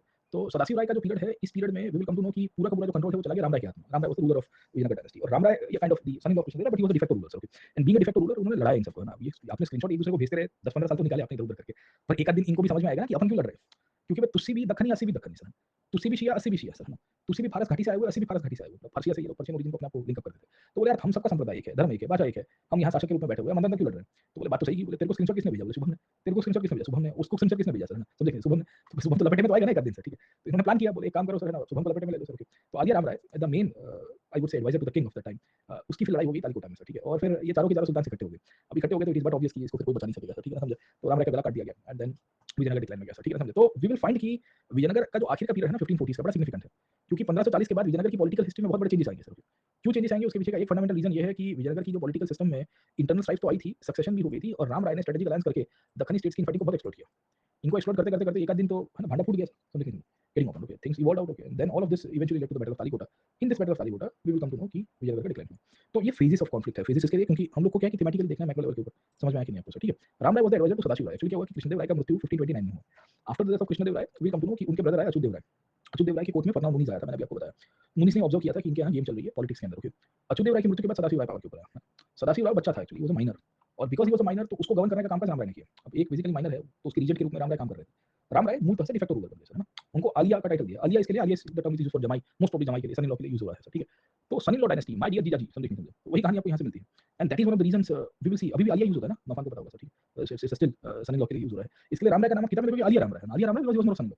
इनफैक्ट इसको वी विल सी कि मुनीस ने भी ऑब्जर्व किया, so even Fernao Nunes also observe this part कि the son in law of the Vijayanagar dynasty was very prominent in administration. Nunes came to the court ना 1540 में, ये सब गेम 1540 में चल रही है, 1530 के बाद। तो ये ऑब्जर्व दिस स्टोरी लाइन कि something is missing out in the whole administration, the king is not very strong, the king is very maintaining. In fact वो आया था अच्युत देव राय की कोर्ट में। उस टाइम पे भी वेलकम टू नो कि आलिया अपने हिसाब से गेम कर रहे थे, क्योंकि आप देखिए कि कृष्णदेव राय की फैमिली के अंदर ही कॉन्फ्लिक्ट हो गई थी ना। उनके समय के साथ प्रॉब्लम क्या हो कि उन्होंने अपने ब्रदर अच्युत देव राय को पावर को दे दिया, but then we will see कि ये अच्छा काम नहीं कर रहे। ओवर पीरियड ऑफ टाइम इन्हीं से ही सदाशिव राव पावर के ऊपर है। सदाशिव राव भी बच्चे थे, तो वी विल फाइंड कि आलिया राम राय उनको कंट्रोल करके बैठे हुए हैं। तो आलिया राम राय उनको कंट्रोल कर रहे हैं, तो इट इज बट ऑब्वियस ना कि स्टेट कैसे चलेगा। इनकी भी पॉलिटिक्स ठीक नहीं थी, तो कृष्णदेव राय की पॉलिटिक्स और उनकी फैमिली के अंदर इश्यूज चलते रहे ना। ये इशू का ही परिणाम था कि डिक्लाइन में गए, है ना। तो पॉलिटिकल हिस्ट्री को मतलब खाली समझने के पॉइंट ऑफ व्यू से मैंने आपको बताया कि क्या हुआ था सर, ओके। तो Achyuta Deva Raya ruled for some period, but then we will see कि सदाशिव राय उनके संतान के रूप में थे, रीजेंसी के रूप में, उसमें आलिया राम राय पावर के ऊपर। आलिया राम राय सबके साथ गेम कर रहे थे, और वही we will see that game करते करते करते अंदर अंदर संघर्ष करवाते गए। इनके संघर्ष का ही परिणाम था, वेयर विल सी कि विजयनगर का डिक्लाइन हो गया। समझ में आया कि नहीं आपको सर, ठीक है। So the decline of Vijayanagar is very prominent. हमें विजयनगर के डिक्लाइन के अंदर से सवाल नहीं आया है आपको, बट हमें एक आइडिया रहना चाहिए कि इनकी पॉलिटिक्स में क्या हुआ था। पिक्चर समझ में आई आपको कि how the 3 phases of Vijayanagar dynasty will be there. तो first phase is the Sangama Saluva dynasty, जो सबसे लॉन्गेस्ट फेज है। इनफैक्ट संगम डायनेस्टी का डिक्लाइन भी इनकी इंटरनल स्ट्राइक के कारण ही हुआ। Narasimha Saluva used to be one of the ministers of the Sangama dynasty, 1486 की बात है। और नरसिम्हा सुलवा ने अपने ही राजा को मार के सत्ता थी 1486 में। ये उन्होंने संगम डायनेस्टी का एंड कर दिया। उनका भी अंत ऐसे ही हुआ। 1486 से 1509 सबसे लीस्ट पीरियड तक ये सुलवा डायनेस्टी रूल करती है, ये सलवा डायनेस्टी रूल करती है। And we will come to know कि over period of time we will see कि उनको हटा के फिर तुलवा जाए। Internal strife was one of the reasons for the decline, क्योंकि इंटरनल स्ट्राइफ में एक्चुअली दो कारण थे। अच्युत देव राय का कैरेक्टर और सदाशिव राय की age was not in favour of them becoming the king, and that is one of the reasons कि Aliya Rama Raya decided to take it the matter in his own hand. His ambition was there and he was very smart. In fact, Alia Ram Rai should be rewarded that in such conditions he was able to survive for a very long period, where the Dakhani sultans were eager to finish them out. समझे नहीं समझे? आप देखिए कि भारत की diplomacy कुछ ऐसी रही 1950 और 60 के दशक में, खास करके 60 से 70 के दशक में, 50s और 70s के पीरियड से, कि भाई ऊपर यूएसएसआर बैठा हुआ है वो भी कम्युनिस्ट है, और भारत के बाजू में चाइना बैठा था वो भी कम्युनिस्ट है। हमें ये भी देखना था कि दोनों के दोनों कम्युनिस्ट पावर इकट्ठे ना हो जाए, और ना हो जाए और हो गए तो फिर हमारी भी पूरी ना बचे, उसका बहुत ध्यान रखना है। तो over period of time in दोनों कम्युनिस्ट फोर्सेस को इंडिया ने बहुत अच्छी तरह से डील किया। डील तो किया इंडिया ने, तीसरा कहा कि हम भी सोशलिस्ट है, समझे नहीं समझे। आप बोले कम्युनिस्ट, हम भी आपके छोटे भाई हैं सर।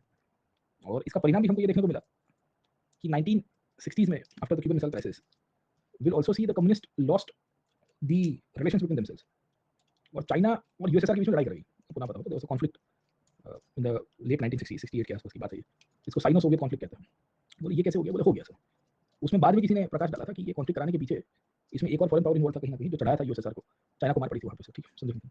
एंड वो पावर के रूप में इंटरनली इनके अंदर ब्लेम किया गया था कि हम लोग को कम्युनिस्ट को किसी सोशलिस्ट पावर ने मोटिवेट किया था, प्रोवोक किया था। तो हमें ये ध्यान रखना होता है सर, ठीक है ना, शासक के रूप में, कि हम उतने भी शक्तिशाली नहीं है कि हम सीधे सीधे लड़ पाए, और हमारे अंदर उतनी शक्ति है कि हम सीधे सीधे ना लड़ पाए, पर सामने वाला हमारे ऊपर अटैक ना करे, अंदर लड़े sir. Ram Raya was one such person who was able to safeguard his kingdom for almost 10 to 15 years against the onslaught of the Dakhanis who were hell-bent to take over the Vijayanagara Empire। समझ में आया कि नहीं आपको? है ना, साम दाम दंड और भेद।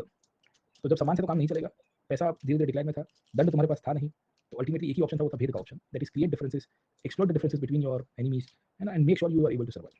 तो स्क्रीनशॉट पॉलिटिक्स आज की थोड़ी चलती है सर, समझ में आया कि नहीं आपको?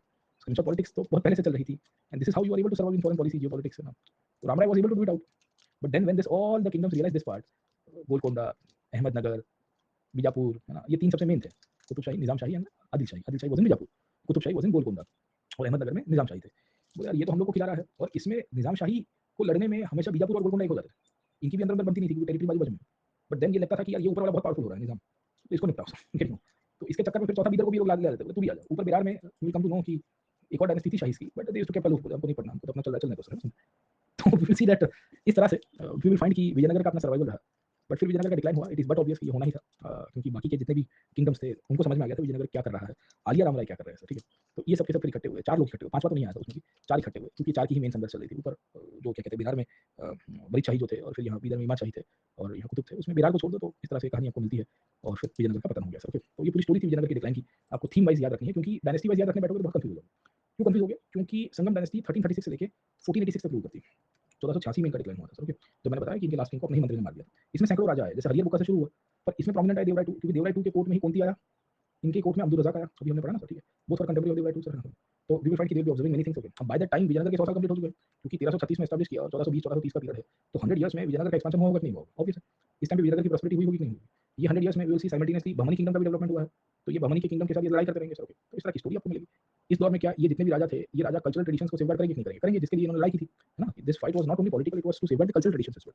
सो when they were converted by MBT, they also made sure कि they will be having coming back to the roots, okay ना, उनकी आइडेंटिटी को लेके। Vijayanagara becoming the cultural tradition और cultural capital of the south actually lies with the kingdoms of the south. आपको UPSC ने बढ़िया सवाल पूछा था ना, कि how did the Vijayanagar become the cultural capital of the south? The reason why Vijayanagar became the cultural capital of the south is because when North India was going through the cultural changes, and we will see that the domination by the Turkish rulers, we will find that there is good number of scholars who had migrated to the southern part of the country.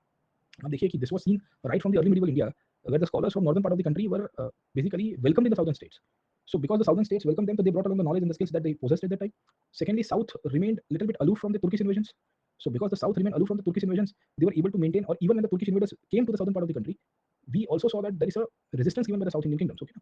तो उसमें विजयनगर के राजाओं ने ये किया कि देखो temporary तो मान गए कि तुम हमारे शासक हो, और जिस दिन तुगलक कमजोर हुए, वो अपने आप को इंडिपेंडेंट कर देते हैं, है ना। They were very smart, okay. तो एक सेकंड फैक्टर पॉलिटिकल फैक्टर हुआ।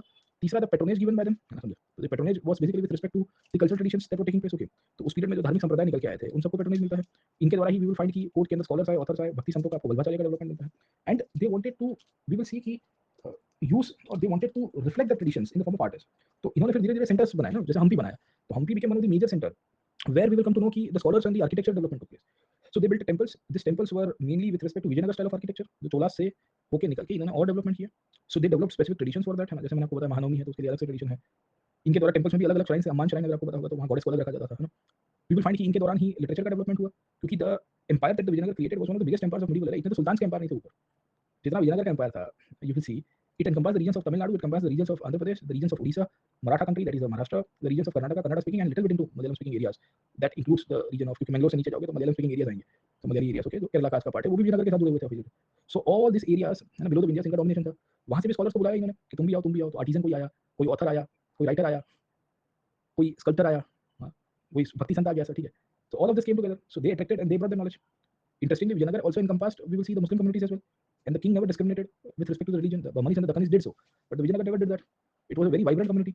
So in the court of Devrai II, you will find a Muslim regiment fighting for the king of Vijayanagar. समझे नहीं समझे? तो हमें ये पता चल रहा है कि देवराय II की कोर्ट में अब्दुल रज़ाक देके बौखला गया है। बोले तुझसे बोले सारे मुसलमान, बोले तुम यहाँ क्या कर रहे हो, तुम तो उधर नहीं, हम तो हमारे राजा के साथ हमारी बनती है, ठीक है। वेरी वाइब्रेंट कल्चर है ना, ठीक है। So the king gave religious freedom to the communities living and they were also absorb. तो this attracted people who had talent and जिनको रहना था वो रहा. कल्चरल कैपिटल का मतलब क्या है कि सांस्कृतिक रूप में बहुत वाइब्रेंसी आ रही है, और ये वाइब्रेंसी आपको कला, नृत्य, साहित्य, स्थापत्य, धार्मिक क्षेत्रों के अंदर सब जगह के ऊपर मिलेगी. करेंगे ये कल्चर कैपिटल में रिलीजियस फ्रीडम और वी विल फाइंड की सोशल फ्रीडम भी थी, जैसे वुमेन को लेके थी. तो नूनीस ने जैसे ऑब्जर्व किया कि नूनीस कह रहा है कि देखो आई वाज वेरी, क्योंकि यूरोप में उस टाइम में स्त्रियों को जला दिया जाता था ना, वो विच हंटिंग चलता था, अगर आपको पता होगा. Europe was very bad sir, तो लिखकर नहीं अपने पास कोई लोग sir. 15th century was a period was witch hunting in Europe, है ना. मतलब तेरे अंदर भूत है, समझ में आया कि नहीं आया, और तेरे अंदर भूत है तो तुम्हें बेसिकली जीने का अधिकार नहीं है सर. ठीक है, तो जलाते थे, मारते थे, कूटते थे. गांव में आज की तारीख में कुछ प्रकार की कुछ जगह पे मिलती है ना. तो यूरोप में बहुत था, उसको देख के ये सब चीजें आपको नहीं मिलती है. तो इसमें बहुत फैक्टर्स रिस्पॉन्सिबल है. इसमें जोग्राफिकल फैक्टर भी है, इसमें रिलीजियस फैक्टर भी है, इसमें पॉलिटिकल पैटर्न्स भी आपको मिलता है राजा के द्वारा, और इसमें we will also find the cultural factor. तो पूछा गया था कि डिस्कस हाउ द विजयनगर, क्योंकि स्टेबिलिटी थी ना साहब, 250 साल तक एक ही या एक ही रीजन में 4 डायनेस्टीज आई है, वो उन्हीं में से निकल के आई है. They are not basically people who can not correlate with each other. Sangama, Saluva, Tuluva, Narayana, they were relatives of, kind of relatives, and they were known to each other. And because they were known to each other, तो we will find कि they were local people ना. तो political stability is very much necessary for cultural change. Secondly, cultural things can only be expanded when you have economic growth of that time. Vijayanagar provided good economic opportunities ना, so it attracted merchants, artisans and manufacturers from different parts of the country and world as well. तो maritime trade हो रहा है तो पैसा भी आया. ये पैसे आने के कारण भी आपको वाइब्रेंसी मिलती है, and that is one of the reasons कि within the religious practices we will find कि in the culture you will find Hinduism included Shaivism, Vaishnavism and Shaktism. There is an evidence of goddess being worshipped, there is evidence of Vishnu being worshipped and Shiva being worshipped. क्योंकि there is evidence of Jyotirlinga, and अभी मैंने आपको बताया Mallikarjuna temple was one of the jyotirlingas which was mentioned about the foreign authors.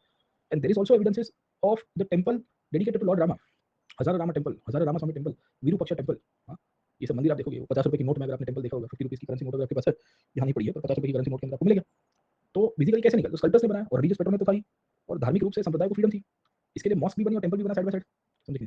So we will find कि वो Turkish जो सैनिक थे इसके कोर्ट के अंदर, देवराय के कोर्ट, उनके लिए उसने मॉस्क बनाने की परमिशन बोले, तुम बनाओ. And that is one of the reasons there is an exchange of even the Islamic architecture in the Vijayanagara. You will be surprised to see कि आपको कुछ वो हाथी के तबले, क्योंकि एलिफेंट्स बहुत ही प्रोमिनेंट हुआ करते थे, तो हाथी के जो स्टेबल इन्होंने बनाए थे वहां पे भी इस्लामिक आर्चिस का यूज किया गया है. तो ये सब चीजें दर्शा रही है कि the cultural vibrancy was achieved because of the tolerance of the and the patronage given by the state and the state attracting scholars and the indigenous development. तो कल्चर में हमें 5-6 डायमेंशंस लिखना है. एक तो एक्सचेंजेस कैसे हुए वो लिखना है, कैसे डेवलपमेंट हुआ वो लिखना है, और फिर आपको एग्जांपल्स लिखने हैं religion, architecture, philosophy, literature and cultural forms के अंतर्गत लिंग्विस्टिक एज वेल सर. क्योंकि देखो छोटा एरिया होता है तो कल्चरल डेवलपमेंट उतना नहीं होता.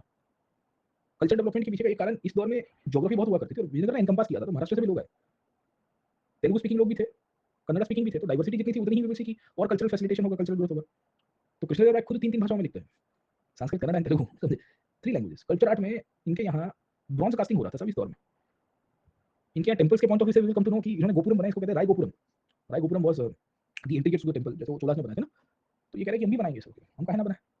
तो all of this factors are attributed to the Vijayanagar. समझ नहीं, है ना. तो हमें क्लैरिटी होनी चाहिए कि विजयनगर के साथ क्या क्या चीजें जुड़ी हुई है, क्योंकि पूछा गया हाउ सर, है ना. आपको नहीं ये पूछा गया है कि discuss the significance of Vijayanagar as cultural capital. पूछा गया कि कैसे बना, किस प्रकार बना था सर. तो इसमें फैक्टर्स आपको मेनली लिखने होते हैं. तो क्रोनोलॉजिकली एक्सप्लेन कर सकते हो कि 1336 के बाद विजयनगर की स्थापना की गई. ये कैसी जगह के ऊपर बन गया जो सांस्कृतिक कॉन्फ्लुएंस जोन के रूप में था, जहाँ अलग अलग वर्ग, अलग अलग समाज के लोग आके बसे, और जैसे जैसे साम्राज्य बना वैसे वैसे अलग अलग भाषा, धर्म, संप्रदाय के लोग भी यहाँ रहते हैं. हाँ, इस दौर के अंदर हमें ये पता चलता है कि माइग्रेशन भी हुआ, पॉलिटिकल स्टेबिलिटी हुआ करती थी, साथों के साथ आर्थिक व्यवहार बहुत अच्छी तरह से. Even Christians living in Vijayanagar ना, they were Christian area settlements with the Portuguese. So when the Christians came, the Portuguese came. So they were very much surprised to see that there is no such kind of we can say religious discrimination towards the foreigners. Understood this part, okay? देखो सांस्कृतिक आदान प्रदान में exchanges का बहुत बड़ा role है, और स्टेबिलिटी का. तो ये मिडिल ईस्ट में चले जाओ, you go to Dubai, somebody is called the confluence of all the cultures of the world. आज की तारीख में सब लोग हैं दुबई. आज से 15 साल पहले गिने चुने लोग मिलते थे, 20 साल पहले. अब तो क्या है कि कहानी बदल गई है. सो यू विल फाइंड अरब तो बेचारे माइनॉरिटी में आ गए हैं वहाँ पे, ठीक है. अरबी अमीराती लोग कितना है सर, 10% ऑफ टोटल पॉपुलेशन अमीराती, बाकी तो सब बाहर का लोग है. यूरोपियंस भी है, इंडियंस भी है ना. आपको अफ्रीकन भी मिल जाते हैं. You will find people from America coming and settling in middle east. क्यों? क्योंकि राजा स्टेबिलिटी दे रहा था, राजा अटैक कर रहा है सर, है ना. वहाँ राजा अटैक कर रहा है, बोले आओ तुम लोग को यहाँ से, ना मैं इन्वेस्टमेंट के लिए तुम्हारे लिए अपॉर्चुनिटी बना के दे रहा हूँ. दूसरा tolerance, religious tolerance, liberal policy, है ना. समझे. वो कह रहा है कि देखो मैं किसी के साथ आपको जो भी आपकी रिलीजियस राइट्स है मैं उसको, है ना, समझे, मान्यता दूंगा. तो वैसी कहानी आपको यहाँ मिलेगी ना. और स्टेबिलिटी है, मोनार्की है, एक ही डायनेस्टी है, भले एरिया छोटा है सर, ओके. क्योंकि अब तो क्या है कि ग्लोबलाइजेशन हो चुका है ना सर, ये चीज बहुत मैटर करती है. तो हमें इसके फैक्टर्स प्रोसेस लिखनी है और फिर एग्जांपल्स लिखने हैं. तो 10 मार्कर का सवाल था, बड़ा सिग्निफिकेंट सवाल है, ये जीएस में भी आएगा सर, ओके. करेंगे. देखो जैनिज्म बुद्धिज्म के एविडेंसेस थोड़े कम मिलते हैं इस दौर में sir. We do not find much development with respect to Buddhism in that era sir, okay. So there are lesser of evidences with respect to Jaina and Buddhist traditions of the time. But this is how Vijayanagara became a very significant we can say empire in the middle era. समझे. तो इसमें आगे की जो story है, जैसे features of polity मैंने आपको बताया, उसको कल डिस्कस करेंगे. स्टेट की नेचर के ऊपर कल डिस्कस करेंगे. एंड देन मोस्ट ऑफ कल विजयनगर के आर्किटेक्चर और कल्चर को थोड़ा बहुत खत्म करेंगे. जैसे ये हम्पी का है Virupaksha temple, in fact they were followers of Shaivism, Shaktism and Vaishnavism, है ना. सबके वर्शिपिंग आपको मिलते हैं वहाँ. ज्योतिर्लिंग भी मिलता है वहाँ, शक्त संप्रदाय का भी, है ना. और आपको रथ भी मिलेंगे. इनफैक्ट ये रथ रिलीजियस पैटर्न और चैरियट्स को दर्शाते हैं ना. तो we do see many things जो विजयनगर आर्किटेक्चर का पार्ट है. समझे. तो वी विल फाइंड कि ये हर एक चीज़ यहाँ से निकल के आएगी और उसके थ्रू विजयनगर का डेवलपमेंट होगा सर, है ना. तो आज खत्म करते हैं एंड कल कंटिन्यू करेंगे विजयनगर को खत्म करते हुए. यार मैंने मैप में एक सेशन लिया हुआ है, मेरी आप स्पेशल क्लास में जाइएगा. चलो इस महीने करते हैं अपन एक मैपिंग का सेशन, ग्रिड का. मैं आपको ग्रिड बनाना सिखा दूंगा सर, ठीक है. फिर आपको लोकेशन में दिक्कत नहीं आएगी. I will do a SP class on the grid planning. Diwali की छुट्टियों पे काम करते हैं वो कर देंगे, दिवाली पे क्लास नहीं करेंगे, एक दो स्पेशल क्लास करके will do grade mapping and all this thing. तो आप अभी आंसर राइटिंग चालू करिए। ये were kind of officials, okay, Portuguese officials के रूप में कंसीडर किए गए, they were sent for a specific objective, इसके लिए उनको एम्बेसी का हिस्टोरिकल कंटेक्स्ट में मानते हैं, ठीक है। Where you upload PDF, I upload the slides क्योंकि handout is taking so much of time, I am apologetic for this, है ना। तो हैंडआउट आपको दिसंबर तक शायद कुछ सब्जेक्ट मिल जाए, तो स्लाइड्स में अपलोड कर दूंगा एक आध दिन में, आगे के टॉपिक के जितने भी स्लाइड्स है जो हमने पढ़े हुए, क्योंकि उसी को कन्वर्ट कर रहा हूं थोड़ा अपडेट करके, बट इतनी स्लाइड्स में भी इनफ मसाला है हमारे पास, है ना। तो एक मेरे को एक दो चंद दे दो, ठीक है। एक है, क्योंकि अभी बैक टू बैक क्लासेस चल रहे हैं बहुत, मतलब आज भी अभी 12:30 बजे क्लास है। Trabeate is the lintel beam system, sir ना, lintel beam and the column system. Normally आप देखिए आज की तारीख में हम लोग जो घर के दरवाजे हैं या जो भी चीजें बनती है वो लिंटल बीम से बनती है ना। तो लिंटल होता है, आपने दरवाजे के ऊपर देखा होगा, सर, ठीक है, कॉलम है या दीवार है, सर, ठीक है। इसको ट्राइबेट सिस्टम कहते हैं, समझ में आ गया? वर्टिकल एंड हॉरिजॉन्टल वस्तुओं का उपयोग करके उसके थ्रू बैलेंस करने की कोशिश करेंगे, ठीक है। चलिए सर, ठीक है। तो 12:30 बजे मिलता हूँ, अभी कोल्ड वॉर के ऊपर एक सेशन लेंगे and I will conclude the sessions. हम 12 तारीख तक नॉन स्टॉप क्लास कर रहे हैं, एक्चुअली वो दिवाली में गैप के कारण, बिकॉज़ ऑफ द दिवाली की छुट्टियाँ, मतलब 3-4 दिन तो देंगे, ज़्यादा से ज़्यादा नहीं देंगे तो सर 12 नहीं, 13 14 15 13 नहीं, 14 तारीख को है ना, 14 तारीख को एकम है, 15 को भाई दूज है, 15 16 एक बार कैलेंडर देख लेता हूँ मैं आज, फिर कल प्लान करूँगा। चलिए sir, please take care, bye bye. और आंसर राइटिंग अपना कल से शुरू होगा, टुमारो ऑनवर्ड्स। समझ में आया कि नहीं आपको? है ना? आपका आंसर राइटिंग समझ, I will share on the Telegram as well sir. Bye bye.